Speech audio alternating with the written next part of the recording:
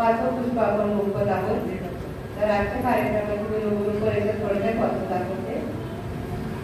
आजच्या कार्यक्रमाची रूपरेषा आजचे वक्ते आहेत आयुष्यमान प्रबोध साठे सर आहेत. आजचा विषय आहे महात्मा फुले यांचे जीवन कार्य. आजचे आहेत महेंद्र जाधव सर. तसेच गीत गाणार आहेत वनिताताई वानखेडे आणि आम्हाला विजय साहेब गाणार आहेत. तर आपण तत्पूर्वी आपल्या आदर्शांचे पूजा धूमधूमची पाळी करूया.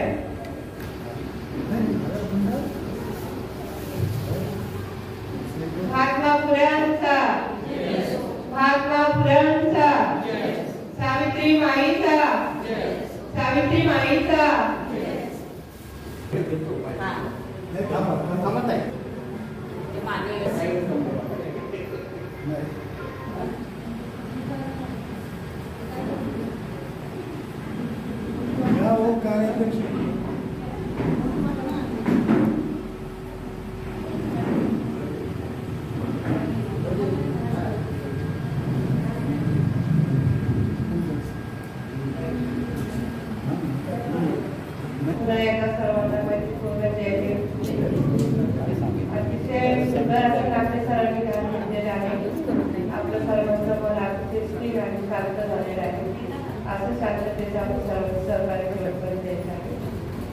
तर आपण कार्यक्रमाची सुरुवात करण्यापूर्वी आपल्या अध्यक्षांची निवड करत आहोत.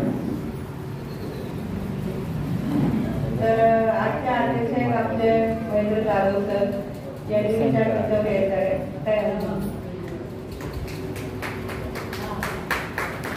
एडिटिंगचा प्रॉब्लेम होणार ना.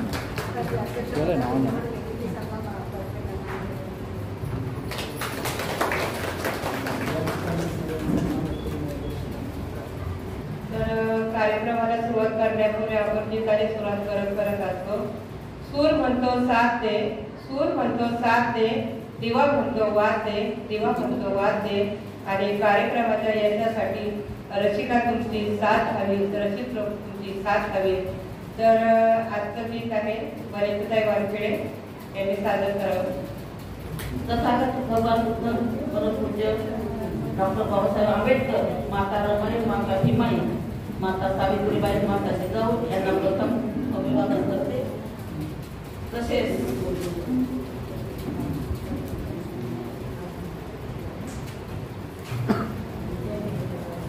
आज महात्मा फुलेंची 197वी जयंती, त्यानिमित्त त्यांना विनम्र अभिवादन करते.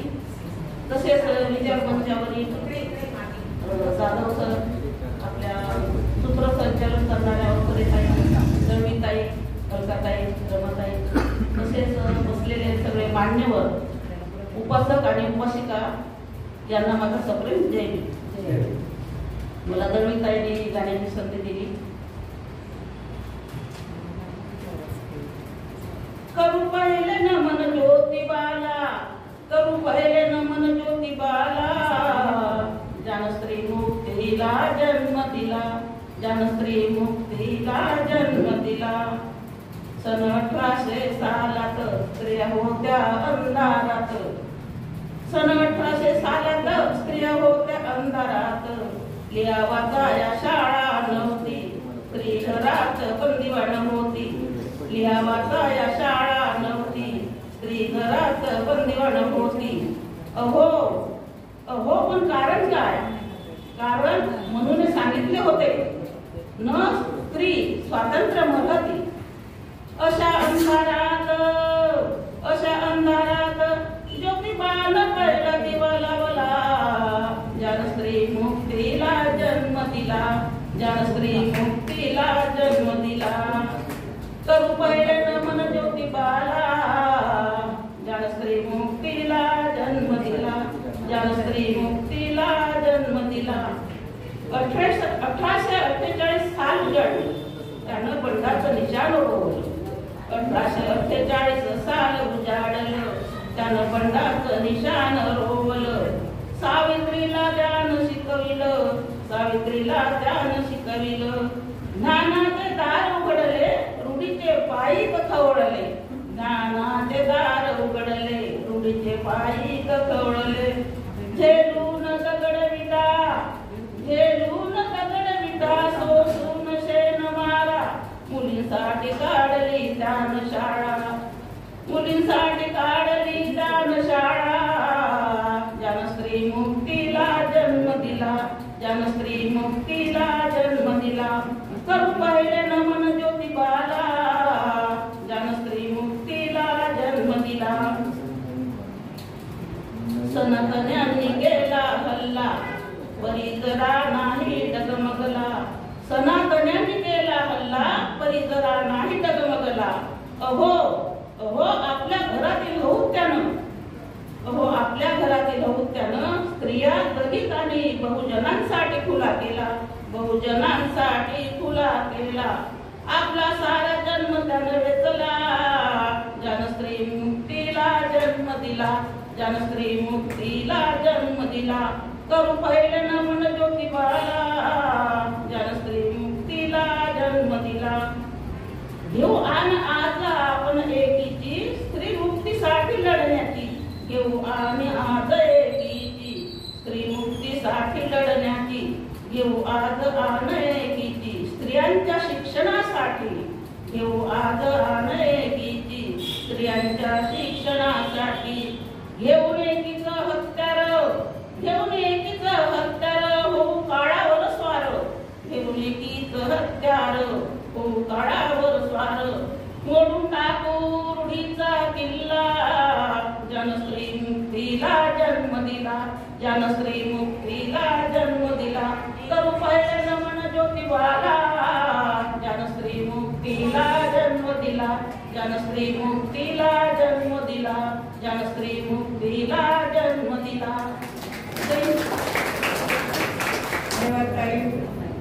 परत आज कोरोना म्हणून ज्योतिबाला त्यांनी स्त्री मुक्तीला जन्म दिला अतिशय सुंदर अशा आवाजात त्यांनी गीत गायलेले आहे त्यांच्यासाठी त्यानंतर मी रणवीर साहेबांना आमंत्रित करते. जगद्वंदनीय जगद्गुरु शाखेमुळे ताकद भगवान गौतम बुद्ध विश्वरत्न डॉक्टर बाबासाहेब आंबेडकर माता भीमाई माता रमाई आणि आज त्यांची जयंती आपण साजरी करत आहोत. क्रांतिबा ज्योतिबा फुले यांच्या पवित्र स्मृतींना विचारणा त्रिवार अभिवादन करून आमच्या आजच्या कार्यक्रमाचे अध्यक्ष आदरणीय जाधव साहेब सूत्रसंचलन करणाऱ्या आमच्या भगिनी दिवारताई अध्यक्षा दळवीताई आपल्या सर्वांना सप्रेम जय भीम. हा जो सुधारणेचा कालावधी आहे हा तसा आपण जर पाहायला गेलो तर भगवान बुद्धांच्या अगोदर चारवा आणि त्यानंतर सॉक्रेटिस जागतिक लेवलला जर आपण विचार करायला गेलो तर सॉक्रेटिस कपिल मुनींनी सुद्धा या विषयावरती फार मोठा म्हणजे त्यांनी सुद्धा कुठल्याही प्रकारचा धर्म आपलं हे मांडलेलं नाहीये. आणि त्यानंतर भगवान बुद्धांनी कपिलाची काही तत्व स्वीकारली सगळं तत्व स्वीकारले नाही. एकंदरीत हा सुधारणावाद विज्ञानवादी दृष्टिकोन तसं पाहायला गेलं तर सुरुवातीला जास्तीत जास्त प्रखरपणे जर राबवला असेल तर क्रांतिबा ज्योतिबा फुले यांनी. कारण पहिला जो शंकराचार्य आहे त्या शंकराचार्याने सुद्धा या शनिवारवाड्यावरती जाहीररित्या सांगितलेलं होतं की क्रांतिबा खरा क्रांतिबा आहे की या देशामध्ये जे अन्याय अत्याचार जी विषमता आहे ती दूर करण्याचं पहिलं काम क्रांतिबा ज्योतिबा फुले यांनी केलेलं आहे. आणि क्रांतिबा ज्योतिबा फुल्यानं ते काम करण्यामागे पहिलं त्यांचं पुस्तक जर वाचण्यामध्ये आलेलं आहे ते थॉमस पेनचं द राईट्स ऑफ मॅन म्हणजे माणसाचे अधिकार काय काय आहे हे पुस्तक थॉमस पेनचं वाचण्यात आलं आणि मग तिथून पुढे त्यांनी या सुधारणांना हात घातलेला आहे. खरं वास्तविक त्यांनाही तुम्हाला आम्हाला चांगलं माहिती आहे की एका वरातीमध्ये ब्राह्मण समाजाच्या वरातीमध्ये त्यांच्या मित्राची त्या वरातीमध्ये ते जात असताना हा शूद्र आमच्या वरातीत आमच्या बरोबरीने कसा चालतोय म्हणून त्या ब्राह्मण समाजाला ते वाईट वाटलं आणि त्यांनी त्यांना त्यातून हकलून दिलेलं आहे. आणि त्यामुळं ते जर माझ्यासारख्याला असंही वागणूक मिळत असेल तर इतर जे अस्पृश्य आहेत त्यांची काय अवस्था असेल हे त्यांना जास्त जाणवलं आणि तिथे त्यांच्या जीवनाला खरी कलाटणी मिळालेली आहे. 1834 ते 1838 या कालावधीमध्ये पंतोजीची जी शाळा होती त्या शाळेमध्ये ते शिकलेले. त्या पंतोजीच्या शाळेत शिकत असताना त्यांच्या बुद्धिमत्तेचा जो भाग होता तो इतर शिक्षकांना आश्चर्यकारक वाटायचं, कारण त्यांची ओरिजिनल बुद्धिमत्ता ही खूप चांगल्या प्रकारची होती. म्हणून त्या ब्राह्मण समाजाच्या माणसांना त्यांचा हेवा वाटू लागला आणि म्हणून त्यांनी सांगितलं त्यांच्या वडिलांना की तुमच्या मुलाला शाळा शिकू नका, हे काम तुमचं नाहीये, हे शिकण्याचं काम आमचं आहे. आणि त्यामुळं त्यांच्या वडिलांनी त्यांना बाहेर काढलेलं आहे. परंतु तरी देखील एक मोमेडियन आणि काही ख्रिश्चन मिशनरी एक मित्र होते, त्यांनी सांगितलं ज्योतिबा हा हुशार विद्यार्थी, त्याला शिकण्याची गरज आहे, त्याला शाळा शिकवली पाहिजे. म्हणून त्यांना पुणे मग स्टॉकिश मिशन जे ख्रिश्चन मिशनऱ्यांची शाळा होती त्यांनी 1841 ते 1847 या शाळेमध्ये इंग्रजी शिक्षण घेतलेलं आहे. पुढे तुम्हाला माहिती आहे की त्यांना व्यायामाची फार हौस होती आणि त्याप्रमाणे ते लघुजी वस्ताची जी तालीम होती त्या लघुजी वस्ताच्या तालीमीमध्ये त्यांनी दांडपट्टा चालवणं, वेगवेगळ्या कसरती करणं, अशा प्रकारचे त्यांनी ते शिक्षण घेतलंय. त्यामध्ये त्याचा उपयोग त्यांनी पहिल्यांदा जर केला असेल तर 1870च्या दरम्यान दयानंद सरस्वती ब्राह्मण माणूस, गुजरातचा ब्राह्मण, दयानंद सरस्वती हे गुजरातचे ब्राह्मण माणूस, हे ध्यानधारणा करत होते. लहानपणापासून त्यांना सवय होती, ब्राह्मण माणूस असल्यामुळे ध्यानधारणा शिवलिंगा पुढे करत बसले होते आणि त्या शिवलिंगावरती एक उंदीर इकडनं तिकडं उड्या मारत होता. मग ते म्हटले जर हा देवाला स्वतःच्या अंगावरून उडणारा उंदीर हाकलता येत नाही तर मग याच्यामध्ये काय ताकद आहे, याच्यामध्ये काय क्षमता आहे, मी कशासाठी याची पूजा करू. एक ब्राह्मण माणूस, गुजराती ब्राह्मण, तो असं म्हणतो. आणि मग तिथून त्यांनी आर्य समाजाची स्थापना केली आणि मग त्यांनी या रूढी परंपरेवरती हल्ला केलेला आहे आणि त्यांची मिरवणूक पुण्यामध्ये काढायची होती. म्हणून त्याप्रमाणे अरेंजमेंट इथल्या लोकांनी केली. पण जो प्रस्थापित ब्राह्मण समाज होता त्यांच्या पोटावरती पाय येत होता यांच्या विचारसरणीमुळं, म्हणून त्यांनी त्याला विरोध केला. मग महात्मा फुले म्हटले की तुम्ही कशी होऊ देत नाही मिरवणूक ते मी पाहतो. लहुजी वस्तादला सांगितलं, लहुजी वस्तादनं 200 पैलवान तयार ठेवले आणि ती मिरवणूक काढली. त्यांनी प्रतिमिरवणूक काढली, या ब्राह्मण लोकांनी प्रतिमिरवणूक काढली. एका गाढवाला त्या दयानंद सरस्वतीचं चित्र लावलं आणि ती मिरवणूक काढली. अशा प्रकारे कर्मठ लोकांनी खूप त्रास दिले, पण यांनी कुठल्याही प्रकारची माघार न घेता समाज सुधारण्याचं जे काम आहे ते चालूच ठेवलं. अशा प्रकारचे आपले हे महात्मा फुले होते. त्यांनी, तुम्हाला माहिती आहे हे जे काही दिसतंय मुलींचे शिक्षण आपल्या देशामध्ये कधीही होत नव्हतं. आपलीच काय, परंतु ब्राह्मण समाजाच्या मुलीला सुद्धा शिक्षण नव्हतं. आपल्यापेक्षा त्या ब्राह्मण समाजाच्या महिलांना खूप त्रास होता. इतर सगळ्या जातींपेक्षा ब्राह्मण समाजाच्या मुलींना खूप त्रास होता. जास्तीत जास्त त्रास त्यांना जास्त होता. केशवपन करणं, विधवा विवाह करून देणं, अशा प्रकारचे खूप त्रास ब्राह्मण समाजाच्या महिलाला होते. इतरांना तसे कमी होते. आणि अक्षरशः इतकी भयान परिस्थिती होती की त्यांना अंधर कोठडीतच ठेवलं जायचं. एक निसर्ग नियम असतो, त्या निसर्ग नियमाप्रमाणे त्या बिचाऱ्यांनी जरा हालचाल केली की घरातले लोकच विचार करायचे. त्यातूनच त्यांची म्हणजे अशा मातृत्व यायचं.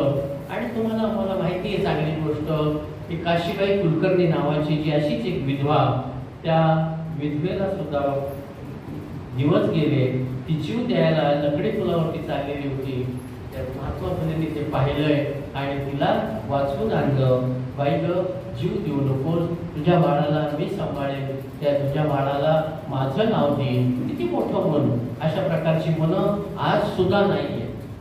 आजच्या घडीला आज मानव अंतराळात फिरतोय, नाही ते शोध लावतोय, पण आजही आमची मेंटॅलिटी, आमची बुद्धिमत्ता महात्मा फुल्यांसारखं काम करत नाहीये. आजही आम्ही घाणेरड्या मनोवृत्तीचे आहोत. कारण त्या मुलाला त्यांनी वाढवलंय, यशवंताला, त्याचं नाव यशवंत ठेवलंय आणि त्याला डॉक्टर केलेलं आहे, वैशिष्ट्य आहे.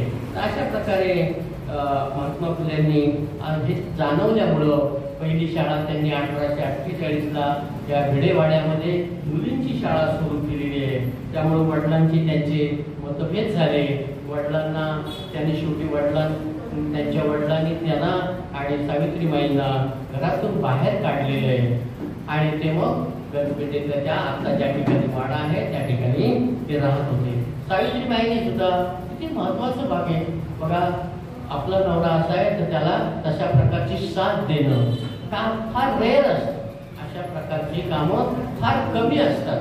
अशा प्रकारची कामं रमाईने केलं, सावित्रीबाईंनी केलं. अशा प्रकारची कामं फार कमी महिला करतात.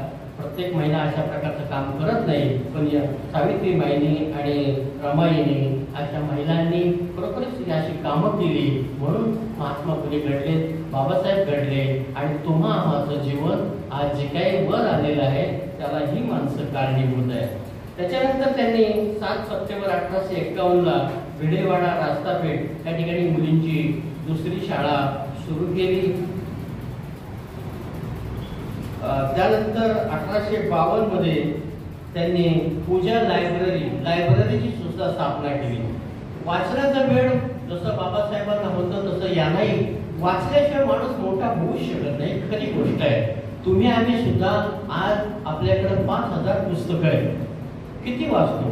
तुम्हाला सांगतो, बाबासाहेब जर सखोल जाणून घ्यायचा असेल, रमाई सखोल जाणून घ्यायचा असेल किंवा कालचा इतिहास जर सखोल जाणून घ्यायचा असेल तर खैरमुडे साहेब जे आहेत ते बाबासाहेबांच्या बरोबरीने होते. त्यांचे 15 खंड आहेत आपल्या इथे. त्यांचे 15 खंड आहे आपल्या लायब्ररीत. तुम्हाला इतर पुस्तकं वाचण्याची सुद्धा गरज भासणार नाही, एवढं त्या खंडांमध्ये ज्ञान साठलेलं आहे. तर मी अपील करेन की ही पुस्तकं वाचा, तो आपल्याला फार मोठा फायदा. तशा प्रकारे महात्मा फुल्यांना खूप वाचनाचं वेळ होतं आणि त्यासाठी त्यांनी पूजा लायब्ररीची स्थापना 1852 मध्ये सुरू केली. 1855 मध्ये रात्रशाळा काढली. म्हणजे जे काम करणारी माणसं असतात ती त्याच्यासाठी त्याला रात्रीचं शिकता यावं म्हणून रात्रशाळा सुरू केली. आणि ही सुरुवात ब्रिटिशांनी आधी केलेली होती, कारण ब्रिटिशांना या ठिकाणी चांगल्या प्रकारची लोक घडवायची होती. परंतु त्यामध्ये काय झालं, सुरुवातीला ब्रिटिशांनी आपलेच फौजी जास्त होते, इतर फौजी नगण्य होते, आपले फौजी जास्त होते आणि त्या फौजींच्या पासून त्यांना या देशामध्ये राज्य स्थापन करतात. तसा इतिहास जर पाहिला आपण तर मोमेडियन राजे जरी या देशात झाले असतील तर त्याला कारणीभूत आपण आहोत. आपल्या लोकांनी त्यांना साथ दिली. का दिली? काल गार्डनमध्ये फिरत असताना पात्रा नावाचा एक सर्व्हिसमन आहे आणि तो इन्कम टॅक्स डिपार्टमेंटला आता सर्व्हिसला आहे. सहज चालता विचारलं, दुसरे आलेले नाही, मी हवं ते म्हटलं आज गुढीपाडवा आहे, ते गुढी वगैरे उभारत असतील म्हणून नाही आले. त्याच्या मनात लगेच शंका, तुम्ही उभारली का?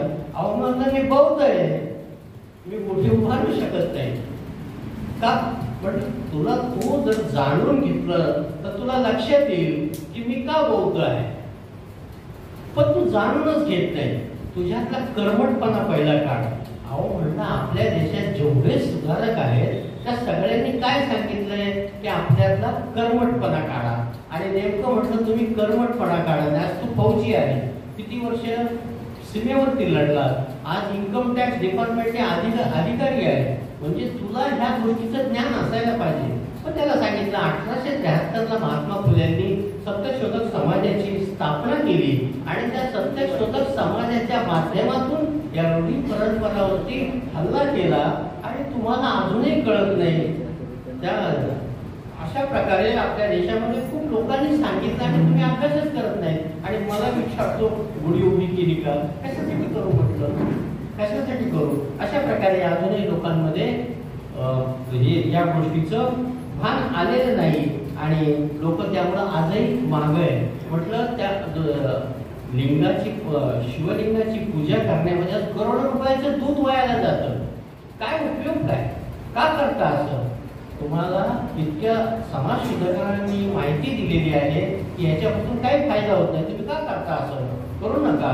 तर अशा प्रकारे काही जरी सांगितलं तरी हे लोक आजही सुधारायला मागत नाही. म्हणून हे जे काही समाज सुधारक आहेत यांनी जेवढे प्रयत्न केले त्याच्यावरती पाणी पडलंय असा अर्थ आहे. पण आपल्या लोकांनी किंवा बाबासाहेबांनी या गोष्टीला साथ दिलेली नाही आणि त्यामुळे जरी टिकू नये. नाही तर महात्मा फुले यांना माहीत नव्हता, यांना अण्णाभाऊ साठे माहीत नव्हता. हे महात्मा फुले बाबासाहेबांनी माहीत करून दिलेले, अण्णाभाऊ साठे बाबासाहेबांनी माहीत करून दिलेले. बाबासाहेबांमुळे त्या लोकांना त्या गोष्टी माहिती आहे. त्यानंतर त्यांनी 1860 मध्ये विधवा पुनर्विवाह पाठिंबा, म्हणजे विधवेचा पुनर्विवाह केला पाहिजे यासाठी त्यांनी, आणि हे काम सयाजी गायकवाडांनी, शाहू राजांनी विधवा विवाहासाठी कामं केलेली आहेत. इंटरकास्ट मॅरेज साठी त्यांनी प्रयत्न केले. इव्हन शाहू राजांनी सुद्धा स्वतःची बहीण धनगर समाजाला दिली.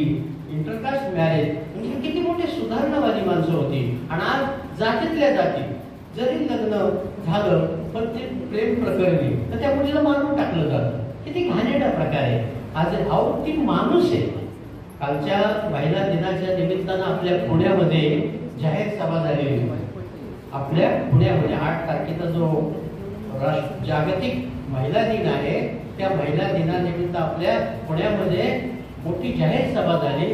उच्च विभूषित महिला त्यामध्ये भाषण देत होत्या. तर ते म्हणतात आज तरी तुम्ही आम्हाला माणूस म्हणून समजता का. आज तरी स्त्रीला तुम्ही माणूस म्हणून समजता का. तुम्ही स्वतः माणूस समजता पण स्त्रीला तुम्ही आजही माणूस या व्याख्येचा दर्जाच द्यायला तयार. आणि खरी गोष्ट आहे आजही स्त्रीला माणूस म्हणून दर्जा द्यायला तयार नाही. एवढे समाज सुधारकाने सांगितलं पण यांना त्याचं भान नाहीये. तर अशा प्रकारे 1860 मध्ये महात्मा फुल्यांनी विधवा विवाह पुनर्विवाह करण्यासाठी जोरदार प्रयत्न केले.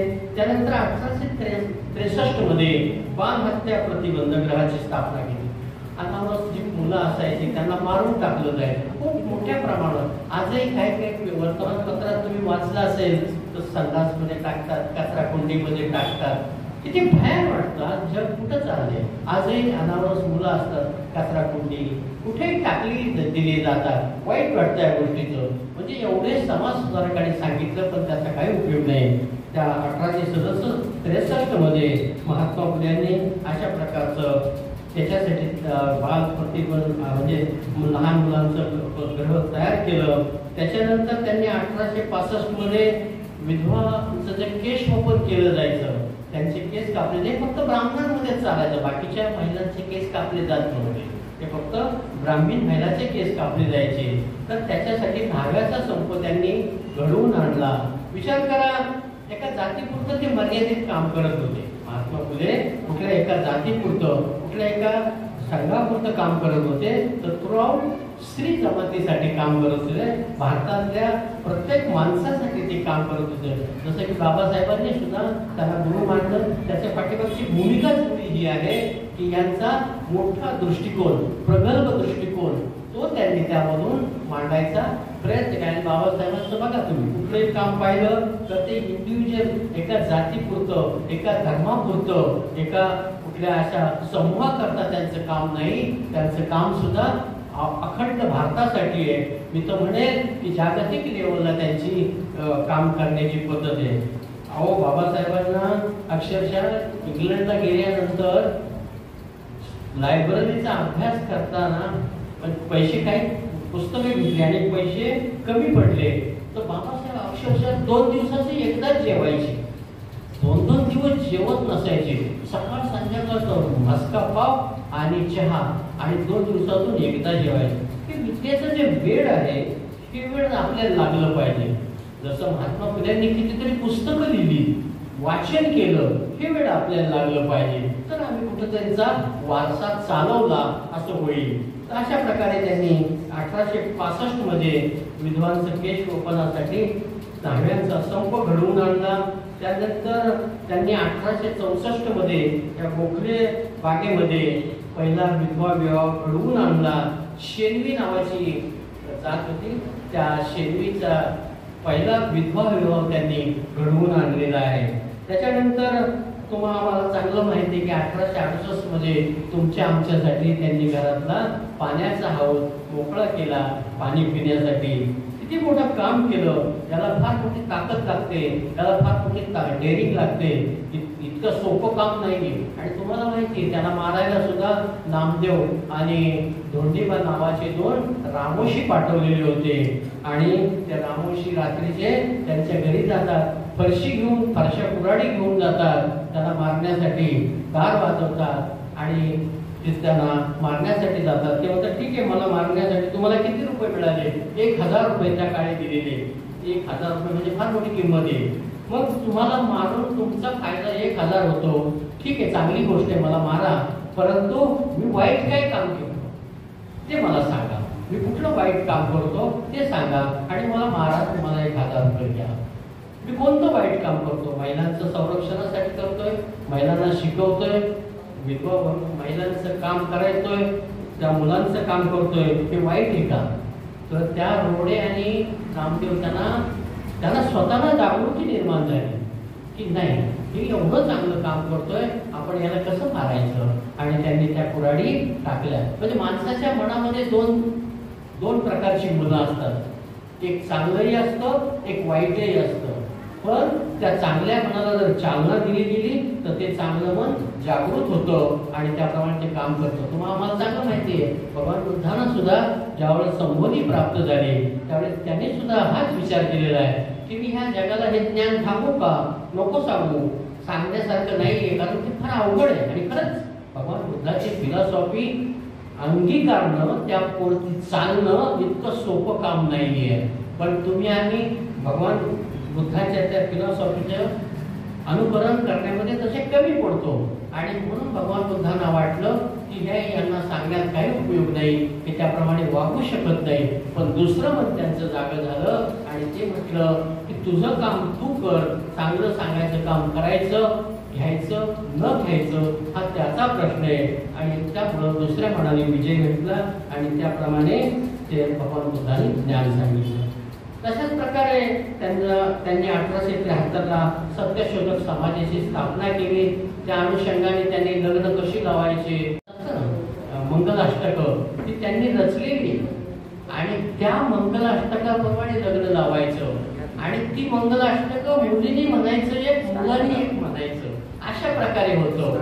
आणि ब्राह्मण वगैरे कोणालाही बोलवले नाही. खरोखर त्या वेळेपासून ब्राह्मणांना खरं असतं की या लोकांनी जर बोलावलं नसतं तर आज फार मोठी प्रगती झाली असती. पण आजही तुम्ही आम्ही पाहतो गणपतीमध्ये त्या ब्राह्मणाची रात्री 12 वाजे खूप वाट पाहतात सत्यनारायणाची पूजा घालण्यासाठी किंवा कुठल्याही कामासाठी. त्याच्याशिवाय आज काम केलं जात नाही. कुठलाही मुहूर्त काढायचा असेल तरी त्याच्याशिवाय काम केलं जात नाही. म्हणजे 1873 साली त्यांनी एवढं मोठं सांगून सुद्धा आजचा समाज स्वीकारत नाही. ही फार मोठी शोकांतिका आहे. सत्यशोधकाचं काम त्यांनी खूप चांगल्या प्रकारे केलं. ते गेल्यानंतर माता सावित्रीबाईंनी ते काम केलं. त्यांच्यानंतर शाहूराजांनी काम केलेलं आहे सत्यशोधकाचं. त्यानंतर सयाजी महाराजांनी सुद्धा काम केलंय. म्हणजे बऱ्याचशा लोकांनी साथ दिली, परंतु नंतर ते बंद पडलं. जेने जवळकर नावाचे जे होते त्यांनी सुद्धा हे काम केलं. बाबासाहेबांना ह्या जेने जवळकरांनी सुद्धा मदत केलेली आहे. त्याच्यानंतर 1876 ते 1882 त्या पुणे महानगरपालिकेचे ते नगरसेवक होते. या पुणे महानगरपालिकेचे त्यावेळेस ती नगर परिषद होती, त्यावेळेस तिचे ते नगरसेवक होते, नगर सदस्य होते. त्या कालावधीमध्ये त्यांनी शिक्षणावरती भर दिलेला आहे. की शिक्षणासाठी मदत करा, शाळा सुरू करा. ह्या पहिली त्यांनी जी मागणी केली ती हंटर कमिशनकडे केलेली आहे. हंटर कमिशन ज्यावेळेस आलं त्यावेळेस त्याच्याकडं ते स्वतः शेतकऱ्याच्या वेशात गेलेले, फाटके कपडे घालून अंगावरची घोंगडी घेऊन गेले आणि शेतकरी माझा या देशातला कसा आहे हे दाखवले त्या हंटरला.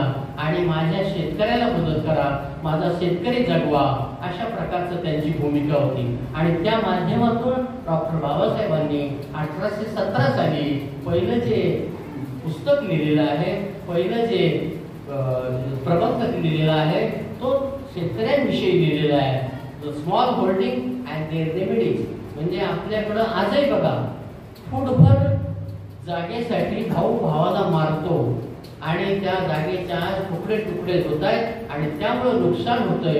हे नुकसान होऊ नये हे बाबासाहेबांनी 1917 मध्ये तो जो स्मॉल होल्डिंग अँड रेमेडीज त्या ग्रंथाच्या माध्यमातून लोकांना पटवून दिले आणि शेतकऱ्याला काय काय दिलं पाहिजे, कशा प्रकारची मदत केली पाहिजे हे समजावून दिलेले आहे. अशा प्रकारे महात्मा फुलेंनी सुद्धा शेतकरी माझा कसा चांगला होईल हे पाहिलंय. आणि त्याच हंटर कमिशन पुढे ते सांगतात की तुम्ही जसे या ब्राह्मणांना मदत म्हणजे मंथली अरे या ब्राह्मणाला जशी तुम्ही मदत करता तशाच प्रकारची मदत आम्हालाही करा. जय भीम. तर अशा प्रकारे महात्मा फुलेंनी खूप मोठं काम केलेलं आहे आणि त्या कामाचं आता ते सांगतीलच. मग मी या ठिकाणी थांबतो. जय भीम. सर्वांना मैत्रीपूर्ण जय भीम. महाकारुणिक प्रधान भगवान बुद्ध विश्वरत्न बोधिसत्व डॉक्टर बाबासाहेब आंबेडकर, सर्व महामानव महामातांना धन्यवाद. आज राष्ट्रपिता महात्मा ज्योतिबा फुले यांची 197वी जयंती आहे. या जयंतीच्या निमित्ताने आपणा सर्वांना हार्दिक हार्दिक शुभेच्छा. सगळ्यांनी थोडंसं लक्ष द्या. आपल्या या कार्यक्रमाला सुरुवात करण्यापूर्वी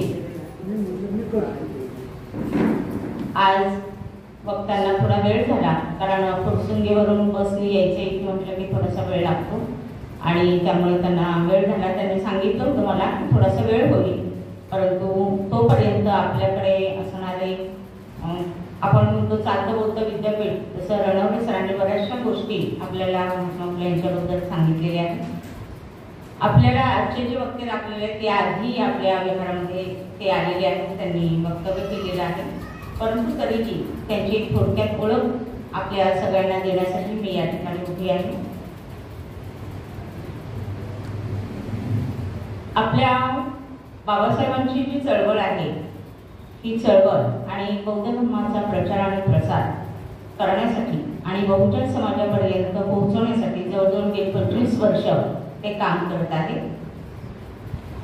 बौद्ध धर्माचा प्रचारक म्हणून फुले शाहू आंबेडकर यांच्या चळवळीमध्ये कार्यरत ते आहेत.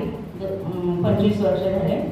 2006ला त्यांनी आपल्या मातंग बांधवांना बरोबर घेऊन, ते बांधव होते 2500 एवढ्या बांधवांना बरोबर घेऊन त्यांनी बौद्ध धर्माची दीक्षा घेतलेली आहे. आणि त्यानंतर पुढे जवळजवळ 10,000 बहुजनांना भीमा कोरेगाव या ठिकाणी त्यांनी बौद्ध धर्माची दीक्षा देऊन विजय स्तंभास बौद्ध अभिवादन करण्यासाठी ते संकल्प करून चला आपल्या बुद्धांच्या घरी हे अभियान ते त्यांनी सुरू केलेले 2017 पासून. त्यातलं पहिलं जे साहित्य संमेलन झालेलं आहे, युवा साहित्य संमेलन, ते 2017 मध्ये झालेलं आहे. 2018 मध्ये नवोदित भीम साहित्य संमेलन या संमेलनाचे उद्घाटक होते. ते बौद्ध मातंग यांचा एकच असा प्रबुद्ध समाज बनावा यासाठी ते क्रियाशील आहेत. अलीकडच्याच अनेक गोष्टी त्यांनी केलेल्या आहेत. आपला वेळ कमी असल्यामुळे मी थोडक्यात परिचय त्यांचा करून देते आहे. आता नुकतंच त्यांनी 2023 मध्ये पुणे या ठिकाणी 9 एप्रिल 2023ला भारतीय बौद्ध महासभेचे राष्ट्रीय कार्याध्यक्ष आदरणीय भीमराव आंबेडकर व रिपब्लिकन सेनेचे सरसेनापती आनंदराज आंबेडकर यांच्या प्रमुख उपस्थितीमध्ये 130 लोकांना बौद्ध धर्माची दीक्षा दिली आहे, ज्यामध्ये मातंग, चर्मकार, कोलार, मेहकर, बेलदार, माळी, धनगर, मराठा, लिंगायत आणि यामध्ये 3 परदेशी लोक सुद्धा या धर्मदीक्षेमध्ये सहभागी झालेले. ते बहुजन बांधव सन 2023 मध्ये यांनी स्वतः त्यांच्याकडे गाडी नाही, बसने प्रत्येक ठिकाणी प्रवास करून ते आपलं संपूर्ण कुटुंब त्याच्यावर सांभाळत, म्हणजे कुटुंबाचे सुद्धा काय हाल होत असतील याची कल्पना आपण करू शकतो. तर जवळजवळ 18,000 बहुजन बांधवांना त्यांनी आजपर्यंत दीक्षा दिलेली आहे. नुकतंच या मध्ये साळवे म्हणून एक कुटुंब आहे, या साळवेंना सुद्धा आता नुकतीच एक मला वाटतं 10 दिवस झालेले आहेत ती धम्मदीक्षा दिलेली आहे. मातंग समाजाचे आहेत. आता नुकतीच त्यांची धम्मदीक्षा झालेली आहे. तेही आज येणार आहेत या कार्यक्रमाला, त्यांचाही आपण सत्कार करूयात. तर अशा प्रकारे खूप मोठं काम करणारे आणि खऱ्या अर्थाने बाबासाहेबांचे स्वप्न पूर्ण करण्यासाठी स्वतःला वाहून देणारे, स्वतःच्या संसाराकडे लक्ष न देता ज्या ज्या ठिकाणी मातंग बांधव असतील, बहुजन समाज असेल त्या ठिकाणी जाऊन अशा प्रकारे धर्म प्रचाराचं आणि प्रसाराचं काम ते करतात. आणि त्यांनी केलेला संकल्प पूर्ण करण्याकडे त्यांचं ध्येय एकच आहे की बहुजनांना बौद्ध धर्माची दीक्षा देणं आणि त्यांनी बौद्ध धर्मामध्ये सामील व्हावं. हा एकच उद्देश घेऊन, एकच ध्येय घेऊन ते आजपर्यंत काम करत आहेत. याआधीही आपल्या विहारामध्ये त्यांनी वक्तव्य केलेलं आहे, पण तरीही पुन्हा एकदा आपण त्यांना या ठिकाणी आमंत्रित केलेलं आहे. तर त्यांच्यासाठी आपण जोरात टाळ्या वाजवूया. आणि जास्त परिचय न देता त्यांच्या वक्तव्यामधूनच आपण त्यांचा परिचय करून घेऊयात. तर मी या ठिकाणी थांबते. जय हिंद. मानवतेचे भाष्यकार भगवान गौतम बुद्ध, मानवी संस्कार आणि संस्कृतीचे जनक, लोकशाहीचे शिल्पकार प्रणतदेव भगवान गौतम बुद्ध, बहुजन प्रतिपादक छत्रपती शिवाजी महाराज, राष्ट्रपिता महात्मा ज्योतिबा फुले यांच्या जयंतीच्या निमित्तानं आपण एकत्रित जमलो आहोत. या बुद्ध विहारामध्ये त्यांच्या जयंतीच्या निमित्तानं मी आपल्यासमोर संवाद साधण्यासाठी उभा आहे. क्रांतीज्योती सावित्रीबाई फुले, राजमाता अहिल्याबाई होळकर, या देशाचा लाडका राजा छत्रपती शाहू महाराज, विश्वभूषण लोकशाही भारताचे शिल्पकार, राष्ट्रनिर्माते महामानव डॉक्टर बाबासाहेब आंबेडकर, आंबेडकरवादी लोकशाहीर अण्णाभाऊ साठे, मुक्ता साळवे, क्रांतिरक्षक लहुजी वस्ताद, माता जिजाऊ भीमाई रामाई या विचारांना प्रथमतः अभिवादन करतो. महात्मा फुल्यांच्या चळवळीमध्ये, शिक्षणाच्या कार्यामध्ये सहभाग असणारे फातिमा शेख या सर्व आदर्शांना, विचारांना प्रथमतः अभिवादन करतो. या कार्यक्रमाचे अध्यक्ष आदरणीय महेंद्र जाधव साहेब, माझ्या अगोदर मी प्रथमतः सर्वांची माफी मागतो, दिलगिरी व्यक्त करतो. खरं तर मी नियम पाळणारा माणूस आहे. संयोजकाला कधीही त्रास देणारा असं 30 वर्ष आयुष्यामध्ये मी कधी केले नाही.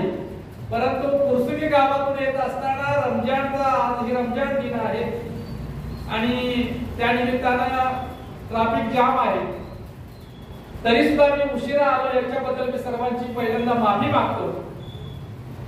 उपासक बंधूंनो, भगिनींनो, ज्यांनी मला पुण्यामध्ये आल्यानंतर ज्यांनी पहिल्यांदा शाबासकीची थाप माझ्या पाठीवरती मारली ते आदरणीय दळवी सर, त्यांचं सर्व कुटुंब, दळवी मॅडम आहेत की ज्यांच्यामुळे मी तुमच्या समोर दुसऱ्यांदा येतो आहे. मला वाटतं तिसऱ्यांदा या ठिकाणी मी येतो आहे आणि आपल्याशी संवाद साधण्यासाठी मी भाषणबाजी करणार नाही. कारण बुद्ध विहारामध्ये भाषणबाजी करायची नसते आणि महात्मा ज्योतिबा फुल्यांचा विचार हा भाषणबाजीचा विषय नाही, तो आचरणाचा विषय आहे. आणि फुल्यांचा विचार आचरणात जो आणतो तो निश्चितच सामाजिक परिवर्तनाच्या चळवळीला फार मोठी ताकद देऊन जातो. आणि या बुद्ध विहारामध्ये महात्मा ज्योतिबा फुलेंची जयंती साजरी करता याचा अर्थ महात्मा ज्योतिबा फुले हे भगवान बुद्धांचे सख्खे उपासक होते, सख्खे अनुयायी होते. ही भावना आपल्या समोर व्यक्त करत असताना बुद्धांच्या नंतर, भगवान बुद्धांच्या नंतर महात्मा ज्योतिबा फुल्यांनी सामाजिक परिवर्तनाच्या आंदोलनाला पुनर्बांधणीचं ऐतिहासिक काम महात्मा ज्योतिबा फुल्यांनी केले. हे महात्मा फुल्यांच्या जीवन कार्याचं सगळ्यात मोठं काम. बुद्धांच्या चळवळीला, बुद्धांच्या क्रांतीला पुन्हा परिवर्तनशील बनवण्याचे काम महात्मा ज्योतिबा फुल्यांनी आपल्या जीवनाचा सिद्धांत मांडून केलं. अशा प्रकारची मांडणी फुल्यांच्या विचाराची व्हायला पाहिजे. माझे परिचय देताना सांगितलं आपल्या सर्वांना माहिती की मागच्या 9 एप्रिल 2023 ला आंबेडकर भवन या ठिकाणी आदरणीय भीमरावजी आंबेडकर, भारतीय बौद्ध महासभेचे राष्ट्रीय कार्याध्यक्ष आनंदराज आंबेडकर आणि इतर सर्व मान्यवरांच्या उपस्थितीमध्ये मी 131 लोकांना बौद्ध धर्माची दीक्षा दिली.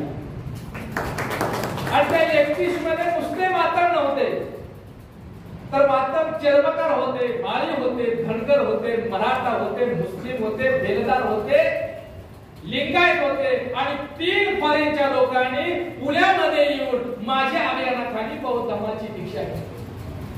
आणि 9 एप्रिल नंतर दुसरा दिवस उजळला. या ठिकाणी यादव साहेब आहेत, सम्यक न्यूज चॅनेलचे संपादक यादव आहेत, ते साक्षी शूटिंग करत होते. आणि दुसऱ्या दिवशी 10 एप्रिल 2023 ला मी घर सोडलं आणि 4 मार्च 2024 ला घरी आलो. 10 एप्रिल 2023 ते 4 मार्च 2024 या दरम्यान मी 18,005 लोकांना बौद्ध धर्माची दीक्षा दिली. आणि आता 2024 ची सुरुवात मी 5 मातंगांना घेऊन दीक्षा देऊन धम्मभूमीच्या देऊळच्या धम्मभूमी केले. आज या ठिकाणी त्या मातंग कुटुंबाला बोलवलं होतं, पण त्यांच्या धम्मभूमीमध्ये अगोदरच नियोजन असल्यामुळे येऊ शकले नाही. त्यांचं शूटिंग करत असताना त्यांची महिला, महाराष्ट्रातील मला पहिली मातंग समाजाची महिला मुक्ता साल्यांची खरी वारसदार मला भेटली. आणि ती दीक्षा घेतल्यानंतर रडत होती. मला वाटलं की नवऱ्यानं जबरदस्ती केली का, तुला सुद्धा तो धम्माची दीक्षा घ्यायचं असेल तर मानवी, नाही तर घराच्या बाहेर अशी धमकी दिली का, दबाव टाकला का, मला वाटतं. आणि तिला पत्रकारांनी विचारलं असं उभं राहिल्यानंतर की तुम्ही का रडताय, तुम्ही काय गैरवलाय. तेव्हा ती मातंग समाजातील महिला लक्ष्मी प्रीती साळवे ते बोलल्या की मला माझ्या नवऱ्यामुळे मला पुन्हा मी बुद्धांच्या घरी आलोय याचा आनंद होतोय. हे बदल होऊ लागले, बदलाची प्रक्रिया होऊ लागलेली आहे. आणि महात्मा ज्योतिबा फुल्यांच्या जयंतीच्या निमित्तानं एक या प्रबुद्ध, माझं नावही प्रबुद्ध आहे आणि विहाराचं नावही प्रबुद्ध बुद्ध विहार आहे. आणि महात्मा ज्योतिबा फुले आधी केलं मग सांगितलं. महात्मा फुले हे बोल घेवडे उदाहरण नव्हते, तर करते परिवर्तनवादी महापुरुष होते. लक्षात, जे बोलले ते केलं, पण आधी केलं ते बोलणारे या देशातले महाक्रांतिकारक आणि देशभक्त म्हणजे महात्मा ज्योतिबा फुले. आणि या फुल्यांच्या जयंतीच्या निमित्तानं त्यांच्यावरती, महात्मा फुल्यांच्या जीवन कार्यावरती प्रकाश टाकत असताना मी एक आशावाद ह्या बुद्ध विहारामध्ये सोडू इच्छितो की मागच्या वर्षी 18,000 लोकांना दीक्षा दिली. उद्या मी आचारसंहिता आहे, उद्याच्या पंढरपूरमध्ये मराठा आणि कोलार आणि चर्मकार आणि मातंग बांधवाची दीक्षा घेत असताना या 2024 चा समारोप होत असताना मी किमान 30,000 लोकांना दीक्षा दिल्याशिवाय स्वस्त बसणार नाही. हा आशावाद तुमच्या समोर व्यक्त करून महात्मा ज्योतिबा फुल्यांच्या कार्याकडे वळतो. वेळ कमी आहे. आणि मला वाटतं की महात्मा फुले, मी यांचा आभार मानेन की माझ्या अगोदर किल्ला लढवला. तसं भीमाचा किल्ला लढवायला सारेच किल्लेदार आहोत आपण. त्यासाठी प्रबुद्ध साठेच कशाला हवं? तुम्ही मला बोलवताय ते फुल्यांचं कार्य तुम्हाला सर्वांना माहित नाही अशातला भाग अजिबात नाही, सगळ्यांना माहित आहे. मग प्रबुद्ध साठे वेगळं काय सांगणार आहे? तर प्रबुद्ध साठे हे पूर्णवेळ प्रचाराचं काम करतात. त्यांच्या पाठीवर, त्या प्रबुद्ध साठेच्या पाठीवरती शबासकी मारण्यासाठी तुम्ही मला या ठिकाणी बोलवलं आहे, याचं मला सम्यक भान आहे. मी वेगळ्या अंगाने महात्मा फुले आपल्या समोर जीवन कार्य, सामाजिक परिवर्तनाचा ध्यास हा महात्मा फुलेंच्या जीवन कार्याचा खरा सिद्धांत होता.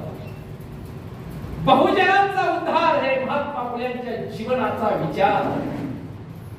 बहुजनांच्या विकास आणि परिवर्तनाचा ध्यास हा महात्मा फुलेंच्या जीवनाचा श्वास होता, आस होता आणि हा सिद्धांत होता. महात्मा फुलेंच्या कार्यावरती भगवान बुद्धांचा प्रभाव आणि महामानव डॉक्टर बाबासाहेब आंबेडकरांच्या अगोदर महात्मा फुल्यांनी आपल्याला पोटाशी कवटाळलेला आहे, म्हणून ते आम्हाला महात्मा वाटतात. ज्या काळात आमच्या सावलीचा स्पर्शाचा विचार मानला जात होता, त्या काळात महात्मा ज्योतिबा फुल्यांनी आम्हाला शिक्षण दिलं, आमचा शिक्षक केला आणि आमच्या पाण्याचा हौद आमच्यासाठी खुला केला. 14 तळ्याचं पाणी बाबासाहेब आंबेडकरांनी आम्हाला पाजून आम्ही ही माणसं आहोत, माणूस असल्याची जाणीव महामानव डॉक्टर बाबासाहेब आंबेडकरांनी आम्हाला करून दिली. त्याच्या अगोदर पाण्याचा हौद, स्वतःच्या घरातील पाण्याचा हौद खुला करून तुम्ही ही माणसं आहात, माणसाच्या प्रतिष्ठेसाठी तुम्ही जगलं पाहिजे, हा मानवतावादी विचार आणि मानवतावादी कार्य करण्याचं काम महात्मा ज्योतिबा फुल्यांनी केले. म्हणून महात्मा फुल्यांचं जीवन कार्य हे मानवतावादी होतं. स्वातंत्र्य, समता, बंधुत्व, न्याय हे मानवी मूल्याला समर्पित असं त्यांचं जीवन कार्य होतं. बाबासाहेबांच्या अगोदर त्यांनी आम्हाला अंतःकरणामध्ये जागा, त्याने आम्हाला माणूस असल्याची जाणीव आणि संवेदना देऊन माणसाच्या प्रतिष्ठेसाठी शिक्षणाच्या माध्यमातून स्त्रियांना, अस्पृश्यांना आणि बहुजनांना उभं करण्याचं काम बुद्धानंतर या देशात कुणी जर केलं असेल तर ते महात्मा ज्योतिबा फुले यांनी केलं. खरंच पहिलं जे फुल्यांचं कार्य असं सगळ्यांना असं कोण आहे की ज्यांना फुल्यांचं कार्य माहित नाही? मग तरी महात्मा ज्योतिबा फुल्यांच्या जयंतीच्या निमित्तानं त्यावर उधाण याच्यासाठी करायचंय, का करायचं आहे की महात्मा फुल्यांच्या सामाजिक कार्याच्या बद्दल कृतज्ञता व्यक्त करण्यासाठी, त्या कार्याची आठवण करण्यासाठी आणि त्या कार्याची उजळणी होऊन त्या कार्याचा भाग आपल्या आचरणात घेऊन त्यांना अपेक्षित असणारं सामाजिक बदल आणि सामाजिक परिवर्तन करण्यासाठी आणि महात्मा फुल्यांचं कार्य सातत्यानं जिवंत ठेवण्यासाठी, फुल्यांच्या कार्याची संवेदना पुढच्या पिढीपर्यंत जिवंत ठेवण्यासाठी आपल्याला महात्मा फुल्यांच्या जयंती करायच्या. हे जयंती करण्याच्या पाठीमागचं खरं उद्दिष्ट आहे. पहिलं सामाजिक बदलाची पहिली प्रक्रिया ही महात्मा फुले यांनी सुरू केली. सामाजिक परिवर्तनाचा पहिला संदेश महात्मा फुले यांनी दिला. विषमतेवर पहिला घाम घालून समतेच्या आधारावर समाज आणि माणूस निर्माण करण्याचं काम महात्मा ज्योतिबा फुले यांनी केलं. माणूस, कुटुंब, समाज आणि राष्ट्र निर्माण करण्याची ताकद महात्मा ज्योतिबा फुल्यांच्या विचारात आहे. हा त्यांच्या जीवन कार्याचा सगळ्यात मोठा गुण आहे. पहिली स्त्री, इथं महिला सगळ्यात जास्त गेल्या वर्षी महिलाच होत्या. मला आनंद वाटतो, कारण मी नेहमी म्हणतो की आईची मांडी ही मुलाचं पहिलं पुतळ्याला असलं पाहिजे. आणि आईची मांडी मुलाचं पहिलं पुतळ्यावर होईल त्या दिवशी सारा भारत बौद्धमय करू हे बाबासाहेबांचं स्वप्न पूर्ण असा सहित चक्र फिरल्याशिवाय राहणार नाही, एवढी ताकद आहे. म्हणून स्त्री शक्ती ही राष्ट्र शक्ती. स्त्रीच्या शिक्षणामध्ये आणि स्त्रीच्या कर्तृत्वामध्ये महात्मा ज्योतिबा फुल्यांना देशाची राष्ट्रशक्ती दिसली. आणि आम्हाला अगोदर काय सांगितलं जातं, आज सुद्धा आमच्या ह्या आईंना ताईंना विचारलं की जिच्या हाती पाळण्याची दोरी ती राष्ट्राला उद्धारी, असं शिकवलं गेलं. आणि आम्ही टाळ्या वाजवतो, जिच्या हाती पाळण्याची दोरी ती राष्ट्राला उद्धारी. नाही, तुम्हाला मानसिक गुलाम करण्याकरता पुरुष प्रधान संस्कृतीनं लादल्याने हे गुलाम आहे. तर जिच्या हाती पाण्याची दोरी नाही, जिच्या हाती शिक्षणाची दोरी, जिच्या हाती कुटुंबाची दोरी, जिच्या हाती समाजाची दोरी, तीच राष्ट्राला उद्धारी. हे महात्मा ज्योतिबा फुल्यांच्या स्त्रीच्या बाबतीतला विचार आहे. शिक्षण एक स्त्री शिकली ती केवळ एका स्वतःपुरती नाही तिचा फायदा होतो. स्त्रीच्या शिक्षण मुलीने जर शिकली तर तिचा स्वतःपुरता फायदा नाही हो. पुरुष शिकला त्याच्याही पलीकड स्त्री शिक्षणाला महात्मा ज्योतिबा फुल्यांनी का प्राधान्य दिलं? जर स्त्री शिकली तर ती स्वतःपुरता तिचा उद्धार होत नाही, कुटुंब समाजाबरोबरच राष्ट्राचा सुद्धा उद्धार होतो. म्हणून स्त्री शक्ती ही राष्ट्रशक्ती आहे. हा महात्मा ज्योतिबा फुल्यांनी शोधलेला विचार आहे, मांडलेला विचार आहे. आणि म्हणून त्यांच्यासाठी 1 जानेवारी 1848 ला महात्मा फुल्यांनी आपल्या सामाजिक परिवर्तनाची सुरुवात स्त्री शिक्षणापासून केली. समाज बदलायचा आहे, सामाजिक क्रांती करायची आहे, व्यवस्थेत बदल करायचा आहे, तर महिला शिकल्या पाहिजे. हा क्रांतीचा विचार महात्मा ज्योतिबा फुले तुम्ही बदलला पाहिजे. बुद्ध विहारात, किमान बुद्ध विहारात येणाऱ्या माझ्या ताईच्या आईच्या घरात तर देवाला नसला पाहिजे, हा सामाजिक सिद्धांत आपण लक्षात घ्या. बुद्धांचा विचार हा अनुकरणाचा विचार आहे. बुद्धांचा विचार हा अनुभूती घेऊन स्वतःच्या सुखाचा शोध घेण्याचा विचार. शेतकऱ्याच्या हिताचं पहिलं भाष्य महात्मा ज्योतिबा फुले यांनी केलं. शेतकरी पहिलं शेतकऱ्यांच्या ह्याच्यावर, बहुजनांच्या उद्धाराचं भाष्य, अस्पृश्यांच्या उद्धाराचं आणि विकासाचं भाष्य, मुस्लिमांच्या विकासाचं भाष्य आणि सर्व समाज अनिष्टवरती परंपरेवरती आघात घालण्याचं पहिलं काम हे महात्मा ज्योतिबा फुले यांनी केलं. म्हणजे व्यवस्था बदलण्याची पहिली प्रक्रिया बुद्धांच्या नंतर महात्मा फुले यांनी सुरू केली. म्हणून भगवान बुद्ध, संत कबीरानंतर डॉक्टर बाबासाहेब आंबेडकरांनी तिसरे गुरु म्हणून महात्मा ज्योतिबा फुल्यांना बुद्ध कबीरानंतर तिसरं स्थान दिलं. याच्यातच महात्मा ज्योतिबा फुल्यांच्या जीवन गावल्याचा उद्धार कार्याचा मोठेपणा याच्यात. महामानव डॉक्टर बाबासाहेब आंबेडकरांनी बुद्ध कबीरानंतर तिसरं गुरुचं स्थान देणं सोपं नाही. फुल्यांना जागतिक पातळीवर नेण्याचं काम डॉक्टर बाबासाहेब आंबेडकरांनी केलं. हे महात्मा फुल्यांच्या जीवन कार्याचा सगळ्यात मोठा गौरव आहे. त्यांचं कर्तृत्व तेवढं होतं, आम्हाला मुठीत घेण्याचं, मानवतावादी तत्वज्ञान माणुसकीच्या चांगुलपणाचं जीवन जगणारा आणि जीवन अस्तित्वात निर्माण करण्यासाठी झटणारे महात्मा ज्योतिबा फुले. आपण महात्मा फुल्यांच्या कार्य याच्यावरती प्रकाश टाकत असताना मला आणखी एक प्रश्न पडतो की आपण जगतो कशासाठी, कशासाठी जगायचं. मला कधी कधी प्रश्न पडतो कशासाठी आपण. आयुष्यातलं 30 वर्ष माझं दुधांच्या चळवळीत गेलं, जीवनाचं सार्थक झाल्याचा मी आनंद पाहतो. जीवनाला, आपल्या जीवनाला उद्दिष्ट नसेल तर जगणं व्यर्थ आहे. लक्षात घ्या, जगण्याला उद्दिष्ट असलं पाहिजे. जगण्याचा हेतू काय आहे, कशासाठी जगतोय. 90% लोकांना कळत नाही की आपण कशासाठी आणि का जगतोय. कळत नाही आम्ही का जगतो.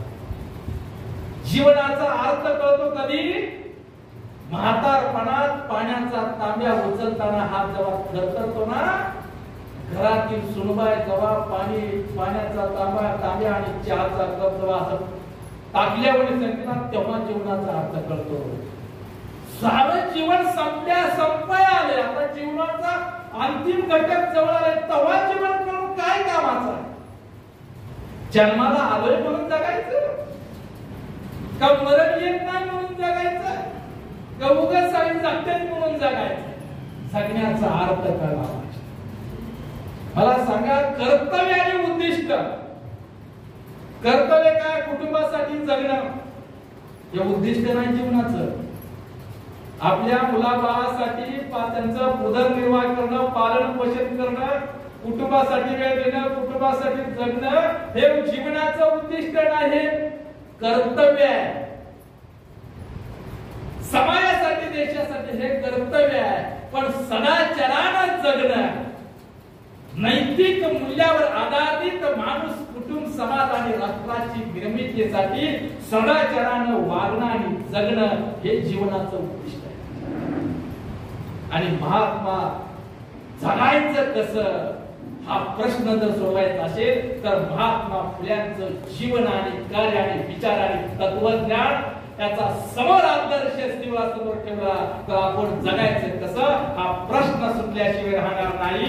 एवढा मोठा विचार महात्मा ज्योतिबा फुले यांनी तुम्हाला भगवान गौतम बुद्धांचा प्रभाव महात्मा ज्योतिबा फुले समान धागा आहे. आई लहानपणी निर्माण पावली बुद्धांची, महात्मा फुल्यांच्या बाबतीत तेच झालं. बुद्धांना घर मानवाच्या सुखासाठी राजवैभवाचा त्याग करावा लागला. फुल्यांना स्वतःच्या घरातून हाकलून दिले. अंगोली मारेकरी हा भगवान बुद्धांचा पुढे शिष्य झाला, बौद्ध आदर्श बौद्ध भिक्खू झाला. तर फुल्यांच्या मारेकरी म्हणजे महात्मा असा गांधीने सुद्धा फुल्यांच्या बद्दल महात्मा फुल्यांच्या कार्याबद्दल माहिती घेतल्यानंतर, त्यांनी जाणीव झाल्यानंतर ज्यांना गांधीला जे महात्मा म्हणत होते ते महात्मा गांधी म्हणतात की अरे मी कसला महात्मा, खरे महात्मा तर महात्मा ज्योतिबा फुले आहे हे महात्मा गांधी. काय फरक आहे? गांधीला मी महात्मा म्हणतात. आज आचारसंहितेत असल्यामुळे मी नॉर्मल आज शाकाहारी वाढतोय. विचारायचं पण अजिबात त्या नॉनव्हेज वाढणार नाही, शाकाहारी या समजवणार. म्हणजे गांधीजीला गांधीजीचे शिष्य गांधीजीचे मारेकरी झाले आणि महात्मा ज्योतिबा फुल्यांचे मारेकरी हे महात्मा फुल्यांचे शिष्य झाले. ते कुंभार आणि रोडे मारा गेल्यानंतर फुले म्हणले अरे कशासाठी मारता? मी तर तुमच्यासाठीच कार्य करतोय. ते म्हणले की तुम्हाला मारणं आम्हाला 1000 रुपयाचं बक्षीस मिळणार आहे. ठीक आहे, माझ्यामुळे जर तुमचा फायदा होत असेल तर तुषार सुरी चालवा असं म्हणल्यानंतर ते दोघांच्या हातातील शस्त्र पडले आणि महात्मा ज्योतिबा फुल्यांचे जे शिष्य झाले, एक सत्यशोधक चळवळीचा तो महापंडित बनला, एक ग्रंथकार झाला, आदर्श शिष्य बनला. हे फुल्यांच्या जीवन कार्याचं हे नैतिकता आहे, हे नैतिक मूल्य आहे. बुद्धांच्या तत्वात बुद्धा भगवान बुद्ध बहुजन हित आहे, बहुजन सुख आहे संकल्प. बहुजनाच्या पहिलं भाष्य, बहुजनाच्या हिताचं पहिलं भाष्य भगवान बुद्ध करतात. तसं शूद्र आणि अतिशूद्र याची मांडणी करून महात्मा ज्योतिबा फुले सुद्धा भगवान बुद्धांच्या नुसार विचारानुसार बहुजनाच्या हिताची आणि बहुजनाच्या सुखाची मांडणी करून नुसती मांडणी करत नाही तर त्या विचाराप्रमाणे कार्य करण्याचं कृतीशील कार्य करतात. भगवान बुद्धांचा धर्म हा विशिष्ट जातीचा नाही, जात धर्म याच्या पलीकडे जो माणूस मानवी कल्याणासाठी, जगातील मानवी कल्याण हे धर्माचं खरं प्रयोजन आहे. स्वतःमधल्या माणसाला विकसित करून संपूर्ण जगाच्या मानवी कल्याणाचं परिवर्तन करणं, मानवी कल्याण, विश्व कल्याण हे धर्माचं जसं प्रयोजन आहे तसं महात्मा ज्योतिबा फुल्यांच्या जीवन कार्याचं विश्व कल्याण हे महात्मा फुल्यांच्या जीवनाचं खरं प्रयोजन. फुल्यांचे कार्य विशिष्ट जातीचं नव्हतं. जात, धर्म, पंथ, भाषा, देश याच्या पलीकडं विश्व बंधुत्व हा फुल्यांचा राष्ट्रवाद होता. फुल्यांचा राष्ट्रवाद होता. आणि महामानव डॉक्टर बाबासाहेब आंबेडकर सुद्धा म्हणायचे की महात्मा ज्योतिबा फुल्यांची नीती आणि त्यांचं तत्वज्ञान हाच लोकशाहीचा खरा मार्ग आहे. हे महामानव डॉक्टर बाबासाहेब आंबेडकर बाबासाहेब आंबेडकरांनी मान्य केलं. काय म्हणाले? फुल्यांची, महात्मा ज्योतिबा फुल्यांची नीती आणि महात्मा ज्योतिबा फुल्यांचं तत्वज्ञान हाच लोकशाहीचा यशस्वी होण्याचा खरा मार्ग आहे. हे घटनाकाराचं हे वाक्य आहे. इथं फुल्यांच्या कर्तबगारीचा कळस हे कर्तृत्वाचा विचाराचा डोंगर आपण समजून घेऊ. म्हणजे फुलेवाद हा राष्ट्रवाद आहे. आणि फुल्यांचा विचार केवळ फुले डॉक्टर बाबासाहेब आंबेडकरांनी आयुष्याची राखण करून मानवी मुक्तीचा युगाचा इतिहास घडला. म्हणून बुद्ध, फुले, आंबेडकरवाद या देशाची राष्ट्रीय संपत्ती आहे. या देशाचा खरा राष्ट्रवाद, विश्व कल्याण हे महात्मा ज्योतिबा फुल्यांच्या कार्याचा केंद्रबिंदू आहे. विश्व कल्याण, मानवाचं कल्याण हे महात्मा ज्योतिबा फुल्यांच्या कार्याचा सिद्धांत आहे. फुल्यांची का आपण विचार करतो की का आपल्या मनामध्ये का निर्माण, मी म्हणतोय का या काळातूनच क्रांती जन्माली. आपल्या मनात काच निर्माण होतो. आपल्या मनात आम्ही बाबासाहेबांच्या आल्यावर का निर्माण कधीतरी होतो का आपल्या मनात? कारण का मधूनच क्रांती जन्माला येते. लक्षात, न्यूटनच्या अगोदर फळ झाडावरून खालीच पडत होतं ना. पण न्यूटन म्हणाला हे फळ झाडावरून खाली का पडतंय, वर का जात नाही, हा का न्यूटनच्या मनात निर्माण झाला. तेव्हा गुरुत्वाकर्षणाचा शोध आला. फुल्यांच्या मनामध्ये का निर्माण झाल्याशिवाय, कारण कार्यकारण भाव असल्याशिवाय कृती होत नाही, क्रांती होत नाही. प्रत्येक गोष्टीला कारण आहे. आणि म्हणून ह्या का आपल्यामध्ये का परंपरेने सांगितलंय म्हणून करायचं. सत्य काय आहे यापेक्षा परंपरा काय सांगते, रूढी काय सांगते, लोकप्रिय काय याच्यावर आम्ही विश्वास ठेवतो, सत्यावर विश्वास ठेवतो. परंपरे माझा सोसायटीमध्ये बंगला बांधला, माझं काही नाही हो, पण बायकोच्या समाधानासाठी आणि सोसायटीच्या लोकांसाठी सत्यनारायण घालतात. सत्याला नाकारण्यासाठी बायकोची हौस, लबाडाचं कारण द्यायचं. माझं काय नसतं, तिच्यामुळे देवाला करा. मला मी अजिबात मानतो तिच्या कुठं कटकट करावे म्हणून देवाला करा. सोसायटीमध्ये राहायचं म्हणून गणपतीची पूजा करायचं, प्रसादाला देवीचे दर्शन करून लोक काय म्हणतील म्हणून होणार आहे. आम्ही सांस्कृतिक परिवर्तनाचा पर्याय द्यायला आम्ही कमी पडलो. महात्मा ज्योतिबा फुल्यांच्या कार्याशी ही गद्दार आहे. पर्याय देतात नाही आम्हाला. आता मी किती बाहेर 2,500 देवाला जाऊन मी 2006 बौद्ध धर्माची दीक्षा घेतली. 2,500 मांग 2,500 देवाला मी 2,500.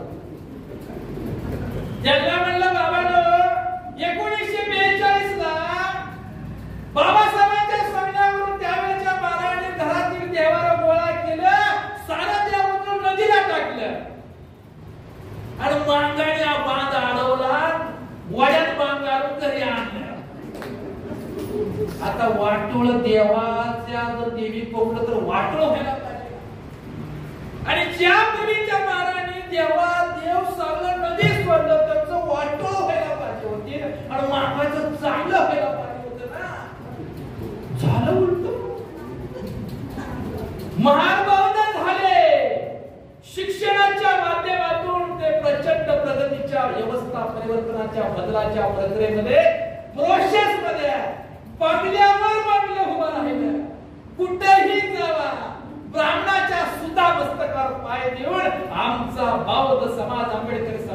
मोठ्या दिमागात अधिकारी पदावर पोहोचले. आमची एखादी मुलगी अमेरिके सिनेटचा सदस्य होते, न्यायाधीश पदावर होते, कलेक्टर होते. हा जो बदल आहे तो केवळ आरक्षणामुळे नाही झाला, तर बौद्ध धर्माच्या संस्कारामुळे झाला. आणि यांनी देवाला आणला. आणि मग मी म्हणतो की बाबांनो, दिसला पान का फिटला पान ह्या भ्रमात कधीच राहू नका.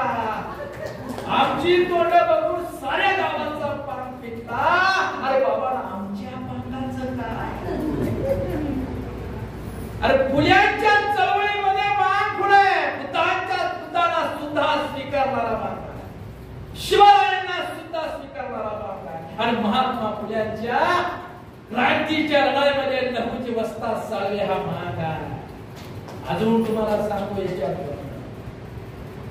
कॅमेरा चालू आहे माझा. महात्मा क्रांती रक्षक लहूची वस्ताद साळवे, ते यांच्याबरोबर आणखी दोघं होते ना, त्यांचं बी काय तर झालं पाहिजे. लहूजी वस्तादांचं कार्य तर ग्रेटच आहे फुल्यांच्या चळवळीमध्ये.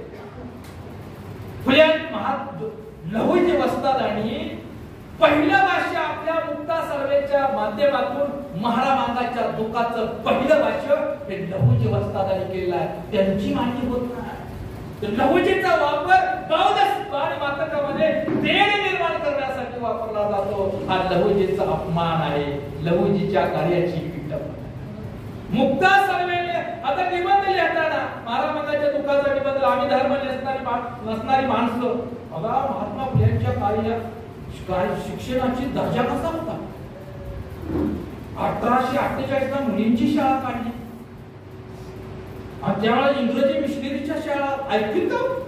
आता मराठी शाळा बंद पाडल्या, सरकारला चालत नाही. त्यामुळे इंग्रजी मीडियम इंग्लिश स्कूल निघाले. त्या काळात मराठी माध्यमाचे महात्मा फुल्यांच्या शाळेचा दर्जा असा होता, इंग्रजी शाळा बंद पडू लागल्या.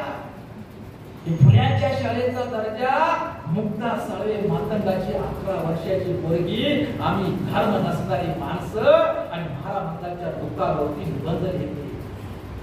आता एखादी 11 वर्षाची पोरगी तिसरीतली घरी जर तिला उद्या निबंध लिहायला सांगितलं असेल तर ती आपल्या बापाला बाप नसेल तर चुलत्याला, काकाला, कुणाला तर विचारला की निबंध काय लिहू. तेव्हा लहूजी वस्तादांनी सांगितलं की निबंध लिहिताना महारामांच्या दुःखावरती लिहि. लहूजीच्या सांगण्यावर लिहिलं. हे उत्तम कार्य आहे. आणि लहूजी वस्तादांच्या सांगण्यावरून मुक्ता साळवेने निबंध लिहिला आणि तो पुणे गॅजेट मध्ये आज जी उपलब्ध आहे, तिचा सत्कार केला. महात्मा ज्योतिबा फुल्यांच्या कार्याचं आणि शिक्षणाचा ह्या दर्जेचा अतिशय उत्तम उदाहरण आहे. त्यांच्याच बरोबर चिमाजी अप्पा चांभार हे होते. काय माहित आपल्याला सांगितलंय, फुल्यांचं रक्षण करण्याचं काम राणोजी महार आणि चिमाजी अप्पा चांभार, लहूजी बुवा महार, राणोजी महार, चिमाजी अप्पा चांभार या महारमान चांभारानं महात्मा फुल्यांच्या क्रांतीच्या कार्याचं रक्षण केलं. पण फुल्यांची चळवळ ही यशस्वी झाली, गतिमान झाली. हा इतिहास आहे, हा विचार आहे. महात्मा फुल्यांच्या कार्याची जाती अंताचा विचार ही महात्मा फुल्यांच्या कार्याचं मला सगळ्यात मोठं आवडणारा विषय आहे. त्यांच्या जीवन कार्यावरती भाष्य करत असताना जाती अंताच्या विचाराची मांडणी महात्मा ज्योतिबा फुले यांनी कशी केली. जे महात्मा फुले हे माळी समाजाचे आणि सत्यशोधक समाजाचा जनाधार, चळवळीचा जनाधार. ज्यांना महाराज कसा जनाधार होता, त्याला तर आम्ही माणूस आहोत याच्यावर त्यांचा विश्वास नव्हता. मराठा समाजाला न्हाव्यांची संघटना बांधली. विधवा महिलांचे केस कापायचे नाही असा पहिला संप पुण्यात न्हाव्याने केलाय. ओ विधवा महिलेचे आम्ही केस कापणार नाही. महात्मा फुल्यांनी स्त्रियांच्या सन्मानासाठी, स्त्रियांच्या हक्कासाठी न्हावी समाजाच्या माध्यमातून पहिल्यांदा पुण्यामध्ये संप घडवून आणला. त्या संपाचा प्रसार जगात उघड केला. जगातील महिलांनी फुल्यांना पत्र पाठवण्याचा अभिनंदन केलं. बंड कोण करतोय? नाही. जनाधार कोण आहे? मराठी. रक्षण कोण करतोय? महारामांचा आम्हाला. फुले कोण? माळी. जाती अंताचा फुल्यांचा विचार हा जाती अंतातून माणूस समाज आणि राष्ट्र निर्माण करणारा महात्मा फुल्यांचा विचार आहे. आणि त्यांचं जीवन कार्य हा जाती अंताच्या चळवळीसाठी सर आयुष्य महात्मा ज्योतिबा फुले यांनी केलं. महिला, अस्पृश्य, शेतकरी, बहुजन समाज, वंचित समाज, उपेक्षित समाजाच्या उद्धारासाठी महात्मा ज्योतिबा फुले यांनी सारं आयुष्य खर्ची घातलं. त्यांच्यामुळे आपण आज या देशामध्ये आज सन्मानानं जगतो आहे, सन्मानानं वागतो आहे. एक मुद्दा असा आहे की फुल्यांच्या वरती ब्राह्मण द्वेषीचा आरोप केला. महात्मा फुले ब्राह्मण द्वेषी, ब्राह्मणाचे द्वेषी फुले होते. फुले हे ब्राह्मण द्वेषी नव्हते. अरे महात्मा फुल्यांच्यावर आयुष्यभर त्या चिपळूणकरांनी आयुष्यभर एकच काम केलं, पुण्यावरती महात्मा ज्योतिबा फुल्यांच्यावरती टीका करण्याचं काम केलं. तेव्हा त्यांचा अंतविधीसाठी करायला कोण पुढे नव्हतं चिपळूणकरांच्या. महात्मा ज्योतिबा फुले यांनी स्वतःच्या खर्चानं चिपळूणकरांचा अंतविधी केला. खरे महात्मा ज्योतिबा फुल्यांना महात्मा का म्हणतात याचंही काय. 11 मे 1888 ला मुंबईच्या कोळीवाडामध्ये जनतेने महात्मा ज्योतिबा फुले यांना ही महात्मा ही पदवी दिली. फुल्यांच्या कार्याचा गौरव. दुसरा या विषयाच्या अनुषंगानं आणखी एक नवीन मुद्दा आपल्याला माहित असेल किंवा नसेल, पण एक जाणकाराने आणि विचाराने चळवळीतल्या साऱ्याच बुजुर्ग लोकांनी फुल्यांच्या या कार्यावर प्रकाश टाकण्याचं न कळत दुर्लक्ष झालं असं समजा. महात्मा फुले हे समाज क्रांतिकारक होते, स्त्री शिक्षणाचे जनक होते, शेतकऱ्याचे कैवारी होते, अनिष्ट रूढी परंपरा याच्यावर आघात करणार होते.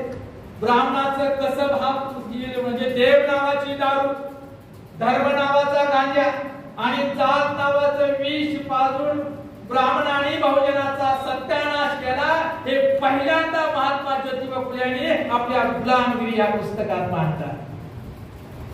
ब्राह्मणाचे कसब या ग्रंथामध्ये आणि बहुजनाला अनिष्ट रूढी परंपराच्या माध्यमातून ब्राह्मणी व्यवस्थेच्या अंधारातून मुक्त करण्यासाठी सत्यशोधक समाजाची स्थापना करून फुले आमचा विधी आम्हीच करू सांस्कृतिक बदलाची प्रक्रिया फुल्यांनी सुरू केली. मगाशी माझ्याकडून राहिली मगाशी काय म्हणतो बदल.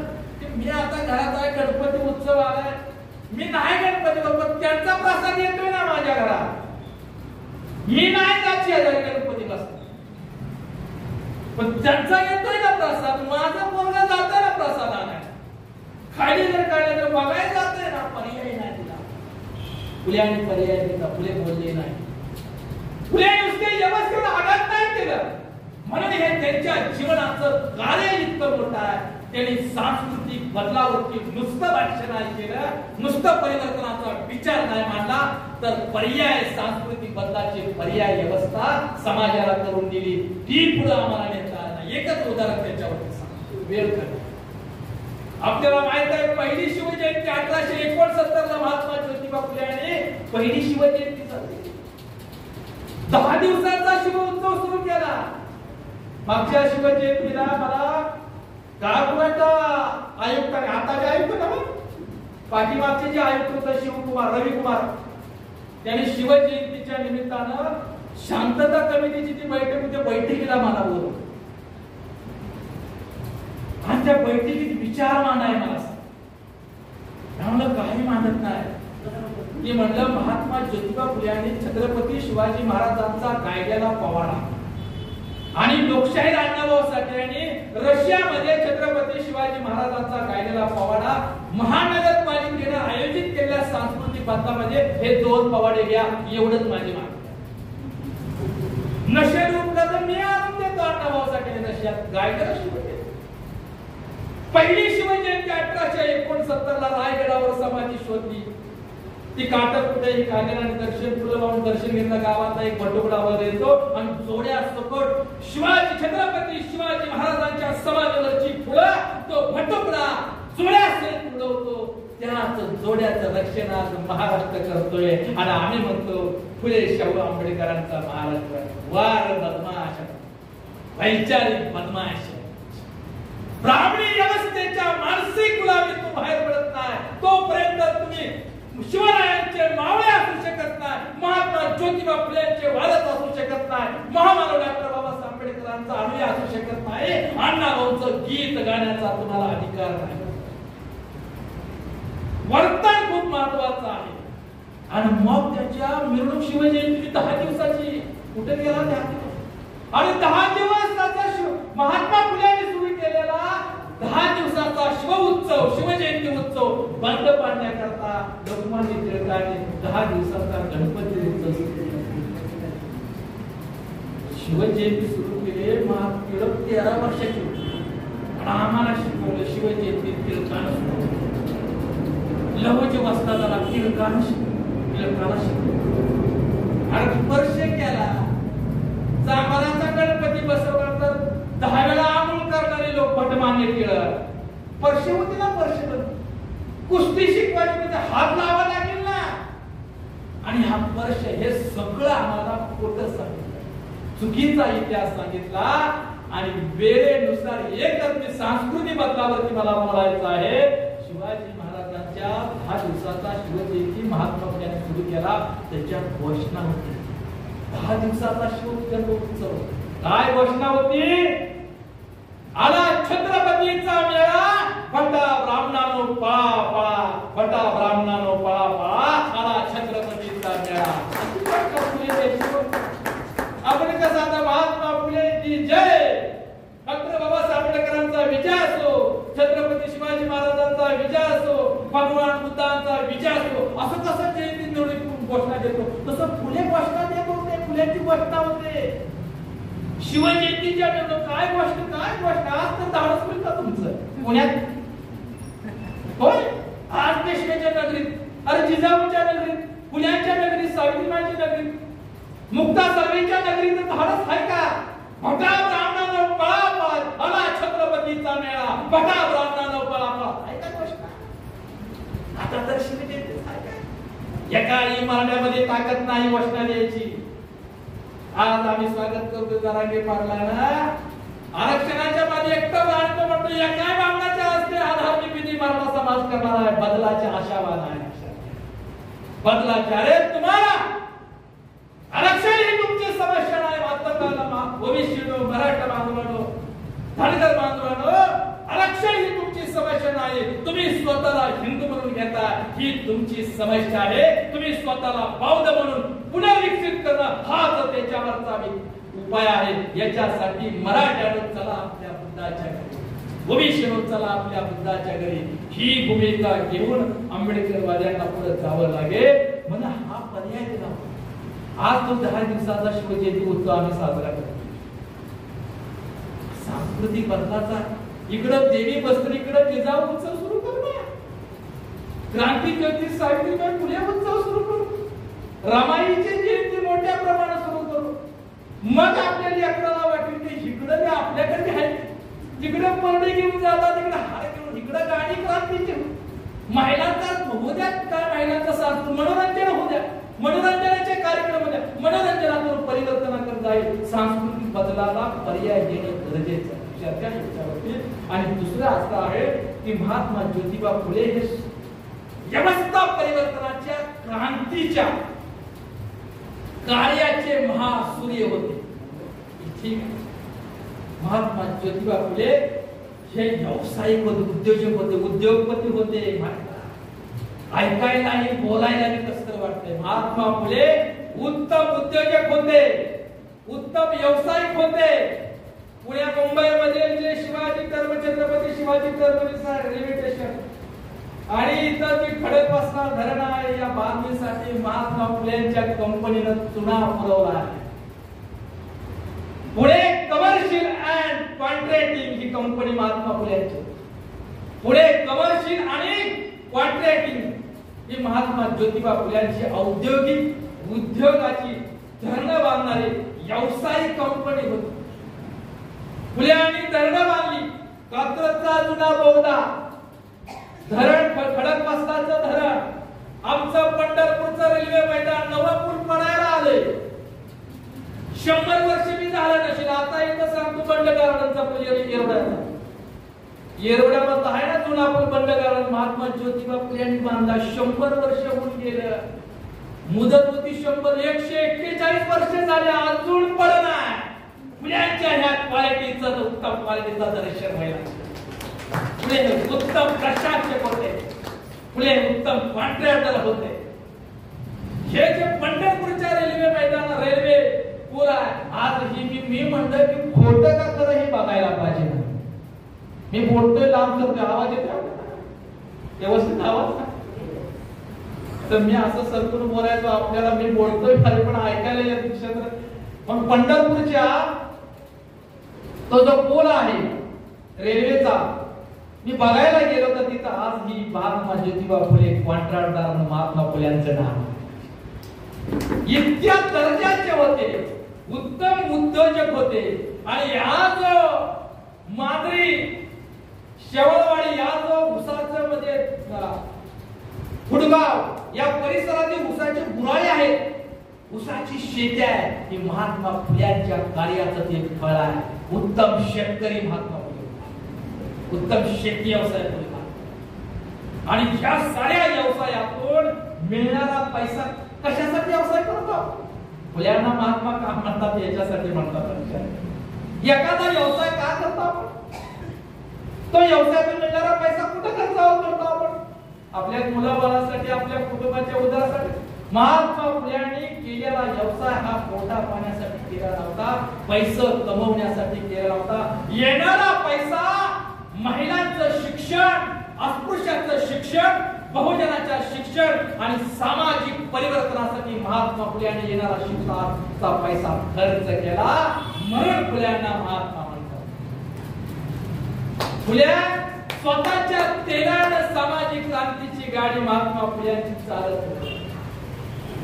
आणि म्हणून महात्मा ज्योतिबा फुले सामाजिक परिवर्तनाच्या चळवळीतील, महात्मा ज्योतिबा फुले हे सामाजिक परिवर्तनाच्या चळवळीतील या क्षेत्रातील महान संत म्हणजे महात्मा ज्योतिबा फुले.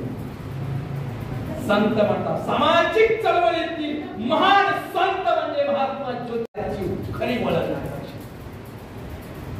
उद्योग व्यवसायातून निर्माण केला. अनेक सत्यशोधक चळवळीपुढे अनेक मोठमोठे व्यवसाय झाले. आणि त्याचा जो येणारा पैसा आहे तो शिक्षणासाठी, सामाजिक परिवर्तनासाठी वापरला. हे ज्योतिबा फुले. दुसरा उत्तम व्यक्ती का फुल्यांनी विचार केला. परत ते लग्नातून आले आणि त्यांना तुम्ही मार्गटा आमची बरोबरी करतोय काय म्हणून लग्नातून परत मित्राच्या पर्यंत भागवून दिल्यानंतर फुले म्हणाले की मी माणूस आहे, तीही माणसं आहे, त्यांच्यापेक्षा गोरा मी आहे, तरी मला लग्नाच्या वरातीतून का हाकलून दिलं. आणि ती वरात बघण्याकरता त्या काळची मागामागाची माणसं एका झाडाच्या आडू, बंडी निघालेली लंबूट नेस नाही, झाडाच्या आडू चोरून मिळून पाहत होती. आणि महात्मा फुले रडणाऱ्या फुल्यांच्या जवळ गेली आणि ती अस्पृश्याची त्यावेळची मागामागाची माणसं फुल्याला म्हणाले की का रडतोस तू? तो फुले असे म्हणाले की बाबा मी माणूस आहे, मला त्या लग्नाच्या वरातीतून हाकलून दिलं म्हणून मी रडतोय. तेव्हा त्यावेळची मागामागाची माणसं म्हणा हसायला लागली. लग्नाच्या वरातीतून हाकलून दिले म्हणून पोरग रडायला लागले. अरे बघ आमच्याकडे बघ 1000 वर्ष आम्हाला गाव कसा बाहेर फेकून टाकलेला, आम्ही कसं करावं? आणि मग फुल्याने विचार केला अरे आम्ही हे माणसं आहोत याची त्यांना जाणीव नाही, आम्ही गुलाम आहोत याची त्यांना जाणीव नाही. मग फुले उद्गारले विद्येविना मती गेली, मतीविना गती गेली, गतीविना गती गेली, गतीविना विद्या गेले. एवढे सारे अनर्थ एका अविद्येने केले. मानवी जगाच्या दुःखाचं खरं कारण अविद्या हे भगवान बुद्धानं जसं शोधून काढलं तसं फुले उद्गार. ही जी परिस्थिती आहे बहुजन समाजाची जी मानसिक गुलामी आहे की केवळ शिक्षणाच्या अभावी याचं झालेलं आहे, अविद्येच्या अभावी असं झालेलं आहे. मग फुल्यानीच्या कार्याला सुरुवात केली. स्त्री शिक्षणातून 1848 साली स्वतःच्या पत्नीला शिकवलं आणि स्त्री शिक्षणाचा पाया रचला आणि सामाजिक परिवर्तनाची इमारत बांधण्याचं ऐतिहासिक आणि युगाचं कार्य महात्मा ज्योतिबा फुले यांनी पुण्यातल्या महाराष्ट्रामध्ये केलं. स्त्री शिक्षणाच्या आणि त्यानंतर 1952 ला अस्पृश्यांसाठी शाळा काढल्या, बहुजनासाठी शाळा काढल्या. पुण्या महारामांगाच्या शिक्षण देण्यासाठी पुण्याने शिक्षण संस्था उभा केली. काय पुण्याच्या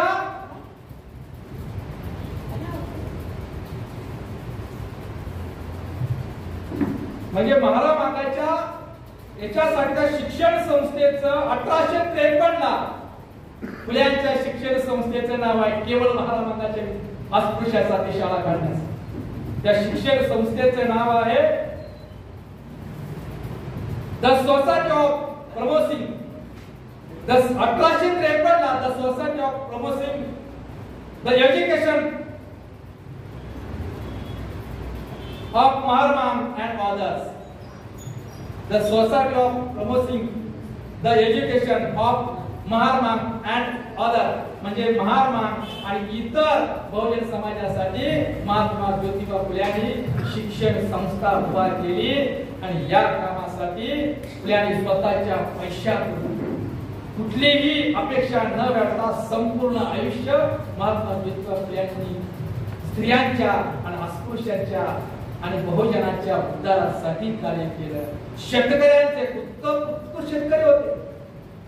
हंटर कमिशन आयोगाला महात्मा फुले यांनी 1889 ला शिक्षण हे सक्तीचं आणि मोफत असलं पाहिजे हे हंटर कमिशनच्या आयोगासमोर महात्मा फुले यांनी साक्ष दिल्या आणि इंग्रज सरकारला ही मागणी मान्य करावी लागली. आज 70 वर्ष झाली स्वातंत्र्याला. शिक्षण नाही मोफत, शिक्षण सक्तीचं नाही. शिक्षण हे महागलं जे मोफत शिकवते. मराठी शाळा बंद पाडल्या, इंग्रजीच्या शाळेत कॉन्व्हेंटच्या शाळा निघाल्या. शिक्षणाचं महाग केलं, शिक्षणाचं व्यापारीकरण केलं, शिक्षणाचं राष्ट्रीयकरण झालं पाहिजे हे महात्मा ज्योतिबा फुले यांचा विचार होता. तो अंमलात आणला पाहिजे. अंतर 1863 ला भ्रूण हत्या करण्या भ्रूण हत्या रोखण्यासाठी विधवा आधार केंद्राची स्थापना फुले यांनी. 1864 ला विधवा पुनर्विवाहाचा साठी प्रयत्न केले. विधवेला पुन्हा लग्न करता येत नव्हतं त्या काळात. एवढं काय 8-9 वर्षाच्या परकर असणाऱ्या पोरीला घरातून आपल्या वडीलधाऱ्या माणसासमोर सुद्धा येण्याची बंदी होती. त्यामुळे काय 150 वर्षापूर्वी पुण्यात 8 वर्षाच्या परकर असणाऱ्या मुलीला घरातून आपल्या वडीलधाऱ्या माणसासमोर सुद्धा येण्याची बंदी होती. त्या मुलींना महात्मा ज्योतिबा फुले यांनी शाळेत आणलं. ही जी क्रांतिकारी आहे फुल्यांच्या जे कार्यानं आहे म्हणून डॉक्टर बाबासाहेब आंबेडकर यांनी महात्मा फुल्यांना गुरु मानून आम्ही महात्मा फुल्यांच्या सत्यशोधक चळवळीच्या मार्गाने जाऊ. आणि म्हणून 14 ऑक्टोबर 1956 ला फुल्यांच्या सत्यशोधक समाजाचं प्रबुद्ध समाजामध्ये 14 ऑक्टोबर 56च्या धम्मक्रांती म्हणून सत्यशोधक महात्मा फुल्यांच्या सत्यशोधक समाजाचं रूपांतर महामानव डॉक्टर बाबासाहेब आंबेडकरांनी प्रबुद्ध समाजामध्ये केले. आणि म्हणून याचा विचार करतात. खऱ्या अर्थानं फुल्यांचा विचार जर पुढे येत असेल तर ज्यांच्यावरती फुल्यांचं उपकार आहे त्या स्त्रियांनी सामाजिक चळवळीमध्ये पुढे येणं गरजेचं आहे. अरे तुमच्या बांगड्याला तलवारी करण्याचं काम फुल्यांनी आणि सावित्रीबाई फुले यांनी केलं. बांगड्या कमी लेखू नका. कारण आपण सहज काय म्हणतो आम्ही काय हातात भांडण लागली आमची लागू द्या, भावाची लागू द्या, गड्याची लागू द्या, पुरुषाची 2 लागू द्या. सहज आम्ही होतोय तुझं बघतो आम्ही काय हातात बांगड्या बांधल्या त्या जी बांगड्यांना कमी. पण बांगडी जेव्हा तलवार बनते ना तेव्हा इतिहास महाराष्ट्राचा देशाचा जगाचा इतिहास घडतो. ही बांगडीची ताकद आहे लक्षात घ्या. ह्या बांगडीची जिजाऊची बांगडी तलवार झाली, हिंदवी स्वराज्याचा इतिहास घडला. रमाईची बांगडी महामानव तेजस्वी पुरुषांना समर्पित झाली. बाबासाहेबांच्या कार्याला समर्पित झाली. मानवी कल्याणाचा उद्धार झाला.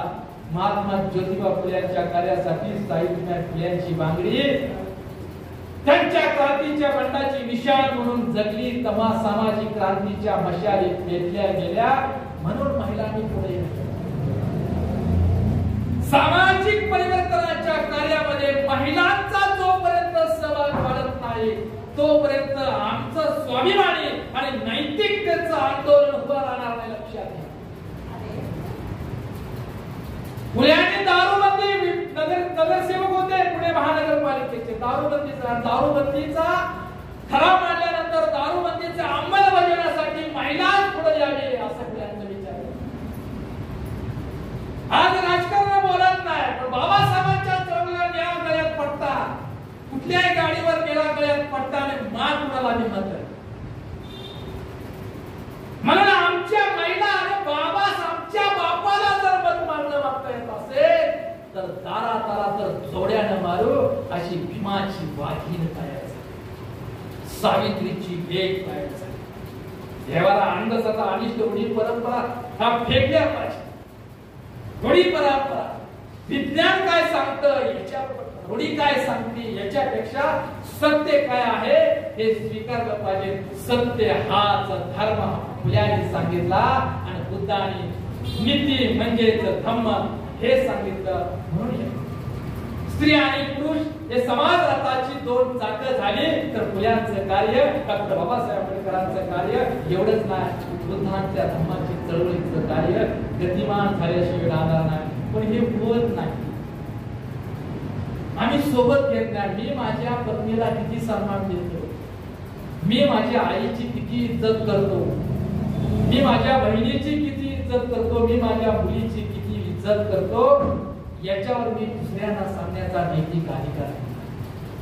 घरामध्ये आपल्या आता मी मागाशी म्हटलं जिच्या हाती एकदा आपण बघा दळवी सर आपण जर 500 रुपये घेऊन गेलो मंडईला 100ची वस्तू आपण 150 रुपयाला 100ची वस्तू 150 100 वस्तू 150 ती सांगतोय 200. दळवी सर चला सर एवढ्या 50 रुपये काय सांगते सर बघता घ्या 150.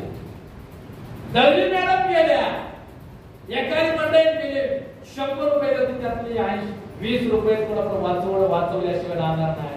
म्हणून ही चिंता आता आंबेडकर चळवळीचं नेतृत्व सामाजिक परिवर्तनाच्या चळवळीचं नेतृत्व हे महिलांनीच करावं असं दोन शेवटी उदाहरण सांगतो. एका नेहमी मी सांगत असतो की बाबा काय आदर्श का आपल्या समोर काय आहे, कसा आदर्श असला, कशाचा आदर्श असला. मी आणि बाबा आणि पुढची परंपरा मी देवाला चाललं मला काय नाही. आता सुद्धा मी बुद्धाकडे काय आलो तर बाबा ते सांगितलंय मी गावात म्हणजे मंदिशा गाव मध्ये आमचं गाव आणि त्यावेळेला बरबाट माहिती आहे तुम्हाला बरबाट नावाचा प्रकार त्याने त्याच्यात वेळ कळले मला गुलामी या ग्रंथात जाती व्यवस्था कशी निर्माण केली ते एक बरबाट म्हणजे यलमा देवीला जी बोकड कापलं जातं गावखेडे गावामध्ये आणि बोकड कापले त्यांच्या मित्रमंडळीने पाहुण्या रावल्याने खाऊन जे खरकट उरलं जातं दुसऱ्या दिवशी ती खरकट शिळ उरलं जातं ते फळाक पाणी वाढलं जातं ती त्यावेळेच्या महारामाला वाटायचं आणि त्याच्या मोबदल्यात त्यांच्याकडून भांडी खरकटी धुवून घ्यायची. त्याला जी खरकट वाटायची त्याला बरं वाटत. आणि आमच्या गावात मंदिशा गावामध्ये शुक्रवार यलमाची यात्रा आणि आजीनं सांगितलं सगळे दुसऱ्या दिवशी यात्रा सगळी महारामाची ताटल्या वाट्या भगोली घेऊन येलमराच्या सगळे गावात बरोबर मागाय बरोबर मागताना दोन वाटीपाक बसायचं खरकट धुवायचं व रांग लावायची. आणि मला सुद्धा आजीने सांगितलं स्वामी मागवड्यात गेली की मारवाड्याची पोरं गेली जाणार काय त्या मूळ जावला पुस्तक वाचत बसलाय जाणारे वाण्या बाणा बाबनाचा पडला असता. आजी म्हणाली लहानपणी लय वाण्या बाबनाचा पडला मग तिथून सुरुवात केलं. अरे ब्राह्मण वाणी आपल्यापेक्षा भारी आहे तिथनं ब्राह्मणवादी आपला शत्रू तिथं जाणीव झाली शत्रूची त्यावेळी ओळख झाली शत्रू. आणि आजीचं लय किरकिर शिव्या काय नको लय ताप नको म्हणे घेतलं मी बघून काय कवाय कधी दूध त्याला पुन्हा काळ चिक्कर कट भावलं 3 ठिकाणी शिया बदल्या घेऊन गेलो आणि रांगे उभा एक वाटती म्हातारी तपकीर वाढायची तंबाखू तोंडात मारले तंबाखू ठेवलेली तपकीर पूर्णपणे वाढायची वाटायची चुकून त्या फळात पाण्यातून चुकून एखादा मटणाचा एखादा तुकडा किंवा हाताचा एखादा तुकडा महाराजांच्या ताटात चुकून पडू नये म्हणून ती तपकिरीचा हात असा मारायची असं वाटतं काय एखादा जातोय असं आणि मग ही पाहतो तुम्ही असं तर होतंय मनाचे हात कदम आढळून येऊ दिला त्या फळात कुठला तुकडा सगळं खाऊन राहिलं पाहुण्याला फळात पाणी आणि फळात पाण्यासाठी आमची चिंता केली आज अख्ख्या गावाला जेवण घालायची ताकद आमच्याकडे ही बाबासाहेबांनी केलेली खूप आहे डोंबरे आमच्या गावात आले डोंबरे पहिले फिरून आले आता डोंबरे म्हणते तुझी आमच्या घरी जेवण डोंबरे सुद्धा माणसात आला हा बुद्ध आणि फुले आणि बाबासाहेबांच्या कार्याचा हा क्रांती हा परिणाम आहे आणि आला माझ्या वेळ सगळी जायली अशी ना आला वेळ काय सुदैव माझं की नेमकं माझ्याकडे भलं मोठं हाडं आलं मटणाचा तुकडा असा भलं मोठा हडकाचा तुकडा तो असा पडायला तिला काय आवडला तिला या करमुल्या तिला आवडला तिनं काय केलं असा आवडलं तिनं तंबाखूच्या तोंडात तंबाखूची गाठी टुकली आणि पूर्ण हात असा की चुकून विष्णू साठेला चंद्रमानवीच्या नातूच्या ताटात हे मटणाचं हाडून नाही गेलं पाहिजे ते कुत्र्याच्या वाटेला गेलं तर चालेल पण ह्याच्या ताटात नाही पडलं पाहिजे ह्याच्या भगोल्याच्या भोगल्यात नाही पडलं पाहिजे म्हणून हात आला लागला स्वाभिमान जागाचा माणूस असल्याची जाणीव झाली कुत्र्याला उकरल्यावरती फेकून टाकलं पण महाराजांच्या भोगल्यामध्ये ताटामध्ये तो घास पडू देत नाही या जातीवाद्याची प्रस्थापिताची मानसिकता घेण्यात आली बंद केलं तसंच ते जर्मनचं भगवलं 3 ठिकाणी जेवण केलं भगवलं म्हातारीच्या तोंडावरती फेकून मारलं गाव सोडलं आणि बुद्धाच्या वाटेवरती लागलो आणि प्रबोधन साठे म्हणून सन्मानाची वाटे चला गुलामगिरीची जाणीव म्हणून महात्मा ज्योतिबा फुले यांनी तुम्हाला गुलामगिरीची जाणीव होण्याकरता गुलामगिरी हा तृतीय रत्न आहे मांग ख्रिश्चन मोहम्मद मांग ब्राह्मणाशी धरावे पोटाशी बंधुपरे हा विश्व बंधुत्वाचा विचार महात्मा ज्योतिबा फुले यांनी दिला आणि म्हणून आपल्याला हे पुढे नेत असते तर कृतीशील कार्य करावं मी माझ्या आयुष्यातला एखादा क्षण वाया न जाता तुम्ही वेळ बुद्धी आणि पैसा या मार्गातून माझ्या आयुष्यातील एखादा क्षण एखादा वेळ बाबासाहेबांच्या कार्याला महात्मा फुल्यांच्या कार्याला बुद्धांच्या चळवळीला पुढे नेण्याच्या कामासाठी आपण योगदान द्यावं आपण देत आहे प्रबुद्ध प्रेरणा बुद्ध घ्या हे कार्यामध्ये सातत्य राखतं तुम्ही कृतीशील कार्य करणारे उपासक आहे याचं भान ठेवून मी या ठिकाणी समारोप करत असताना शेवटी जाता मी एवढंच म्हणेन की भगवान बुद्धा तुमचा धम्म तरी मी स्वीकारला आहे भगवान बुद्धा तुमचा धम्म तरी मी स्वीकारला आहे छत्रपती शिवराया तुमचं सामर्थ्य मी घेतलं आहे घेणार आहे शाहू राजा तुमचं मोठेपण मी घेणार आहे महात्मा ज्योतिबा फुले तुमच्या मताची कदर मी करणार आहे बाबासाहेब महामानवा तुमचे विचार मी स्वीकारला आहे अण्णाभाऊ तुमचं गीत मी गाणार आहे तुमच्या सगळ्यांच्या वाटचालीनं आता मी वाटचाल करणार आहे आणि आडवं येणाऱ्याला काट्या कुऱ्हाडीने न मारता तुमच्याच विचारानं चालणार आहे तुमच्याच विचारानं चालणार आहे नमो बुद्धाय जय शिवराय जय जय ज्योती जय चौकी जय भारत धन्यवाद सर सरांनी जवळजवळ 1 तास आपल्याला प्रवचन दिलेलं आहे आणि सरांचा प्रत्येक एक शब्द आपल्या काळजाला जाऊन भिडलेला आहे एक शब्द सरांचा काळजाला जाऊन भिडलेला आहे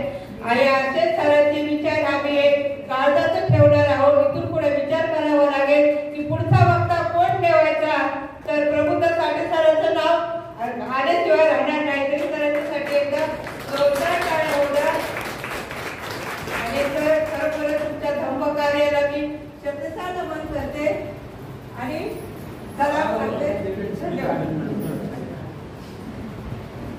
त्याच्यानंतर आपल्याला लाभलेले अध्यक्ष जाधव साहेब आपले विचार मांडतील. सर्व महामान्यांना प्रथमतः वंदन करतो. आपण बराच वेळ दिसत आहात, वेळ खूप झाला याची जाणीव घेऊन आज आपण खऱ्या अर्थानं महात्मा फुले जीवन कार्य चरित्र हे अगदी जोशपूर्ण भाषणामध्ये आपण प्रबुद्ध सांगितलं. विशेष म्हणजे आपण 6:30 वाजल्यापासून उपस्थित आहात. त्यानंतर सरांना उशीर झाल्यामुळं आमचे रणवरे सरांनी आपल्याला तोपर्यंत त्यांचं जीवनचरित्र सांगितलेलं आहे. आता यापेक्षा काहीही नाही, फक्त मी या ठिकाणी अध्यक्ष या नात्याने अगदी शॉर्टमध्ये फक्त ही काय साठींचं म्हणजे आपल्या जे काही जीवन कार्य चालू आहे आणि त्यांनी आज तागायत 2300 लोकांना आज या बौद्ध धर्माची दीक्षा दिली आहे. त्यांच्या कार्याला आपण 3 टाळ्या वाजून चालत करूया.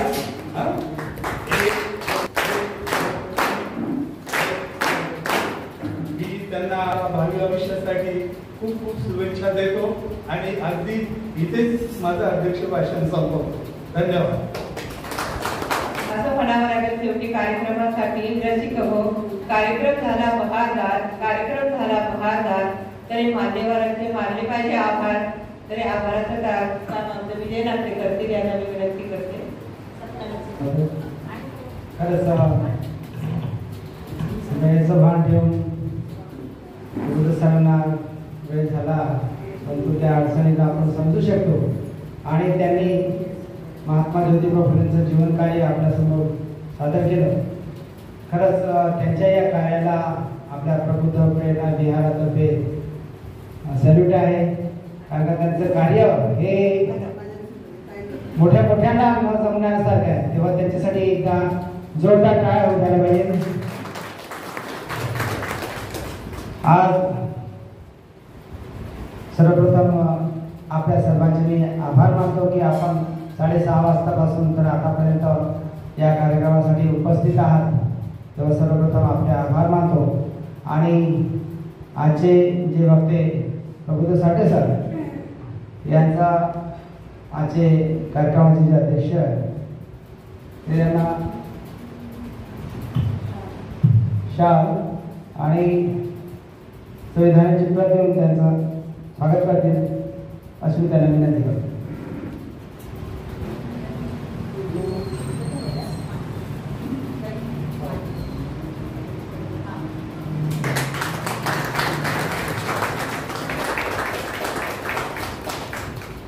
धन्यवाद साहेब. आधी आपल्या कार्यक्रमाची सुरुवात पंडिता वानखेडेंनी चांगल्या गीताने केली, तेव्हा त्यांच्यासाठी जोरदार टाळ्यांनी त्यांचं आभार मानतो. तसेच आजच्या कार्यक्रमाचे अध्यक्षस्थान महेंद्र जाधव सरांनी स्वीकारले, जोरदार टाळ्यांनी त्यांचे सुद्धा स्वागत करतो. तसेच पटेल अवसरे यांनी फार चांगल्या प्रकारे सूत्रसंचालन केलं, तेव्हा त्यांचे सुद्धा संघाच्या वतीनं सर्वांचे आभार मानतो. तसेच आजच्या ह्या कार्यक्रमाचे चित्रीकरण दळवी सर ताई आणि केलं आहे, तेव्हा यादव सरांनी केलं, तेव्हा त्यांचे सुद्धा संघाच्या वतीनं आभार मानतो. आणि परत एकदा सर्व आपण उपस्थित राहिला तेव्हा आपल्या सर्वांचे आभार मानून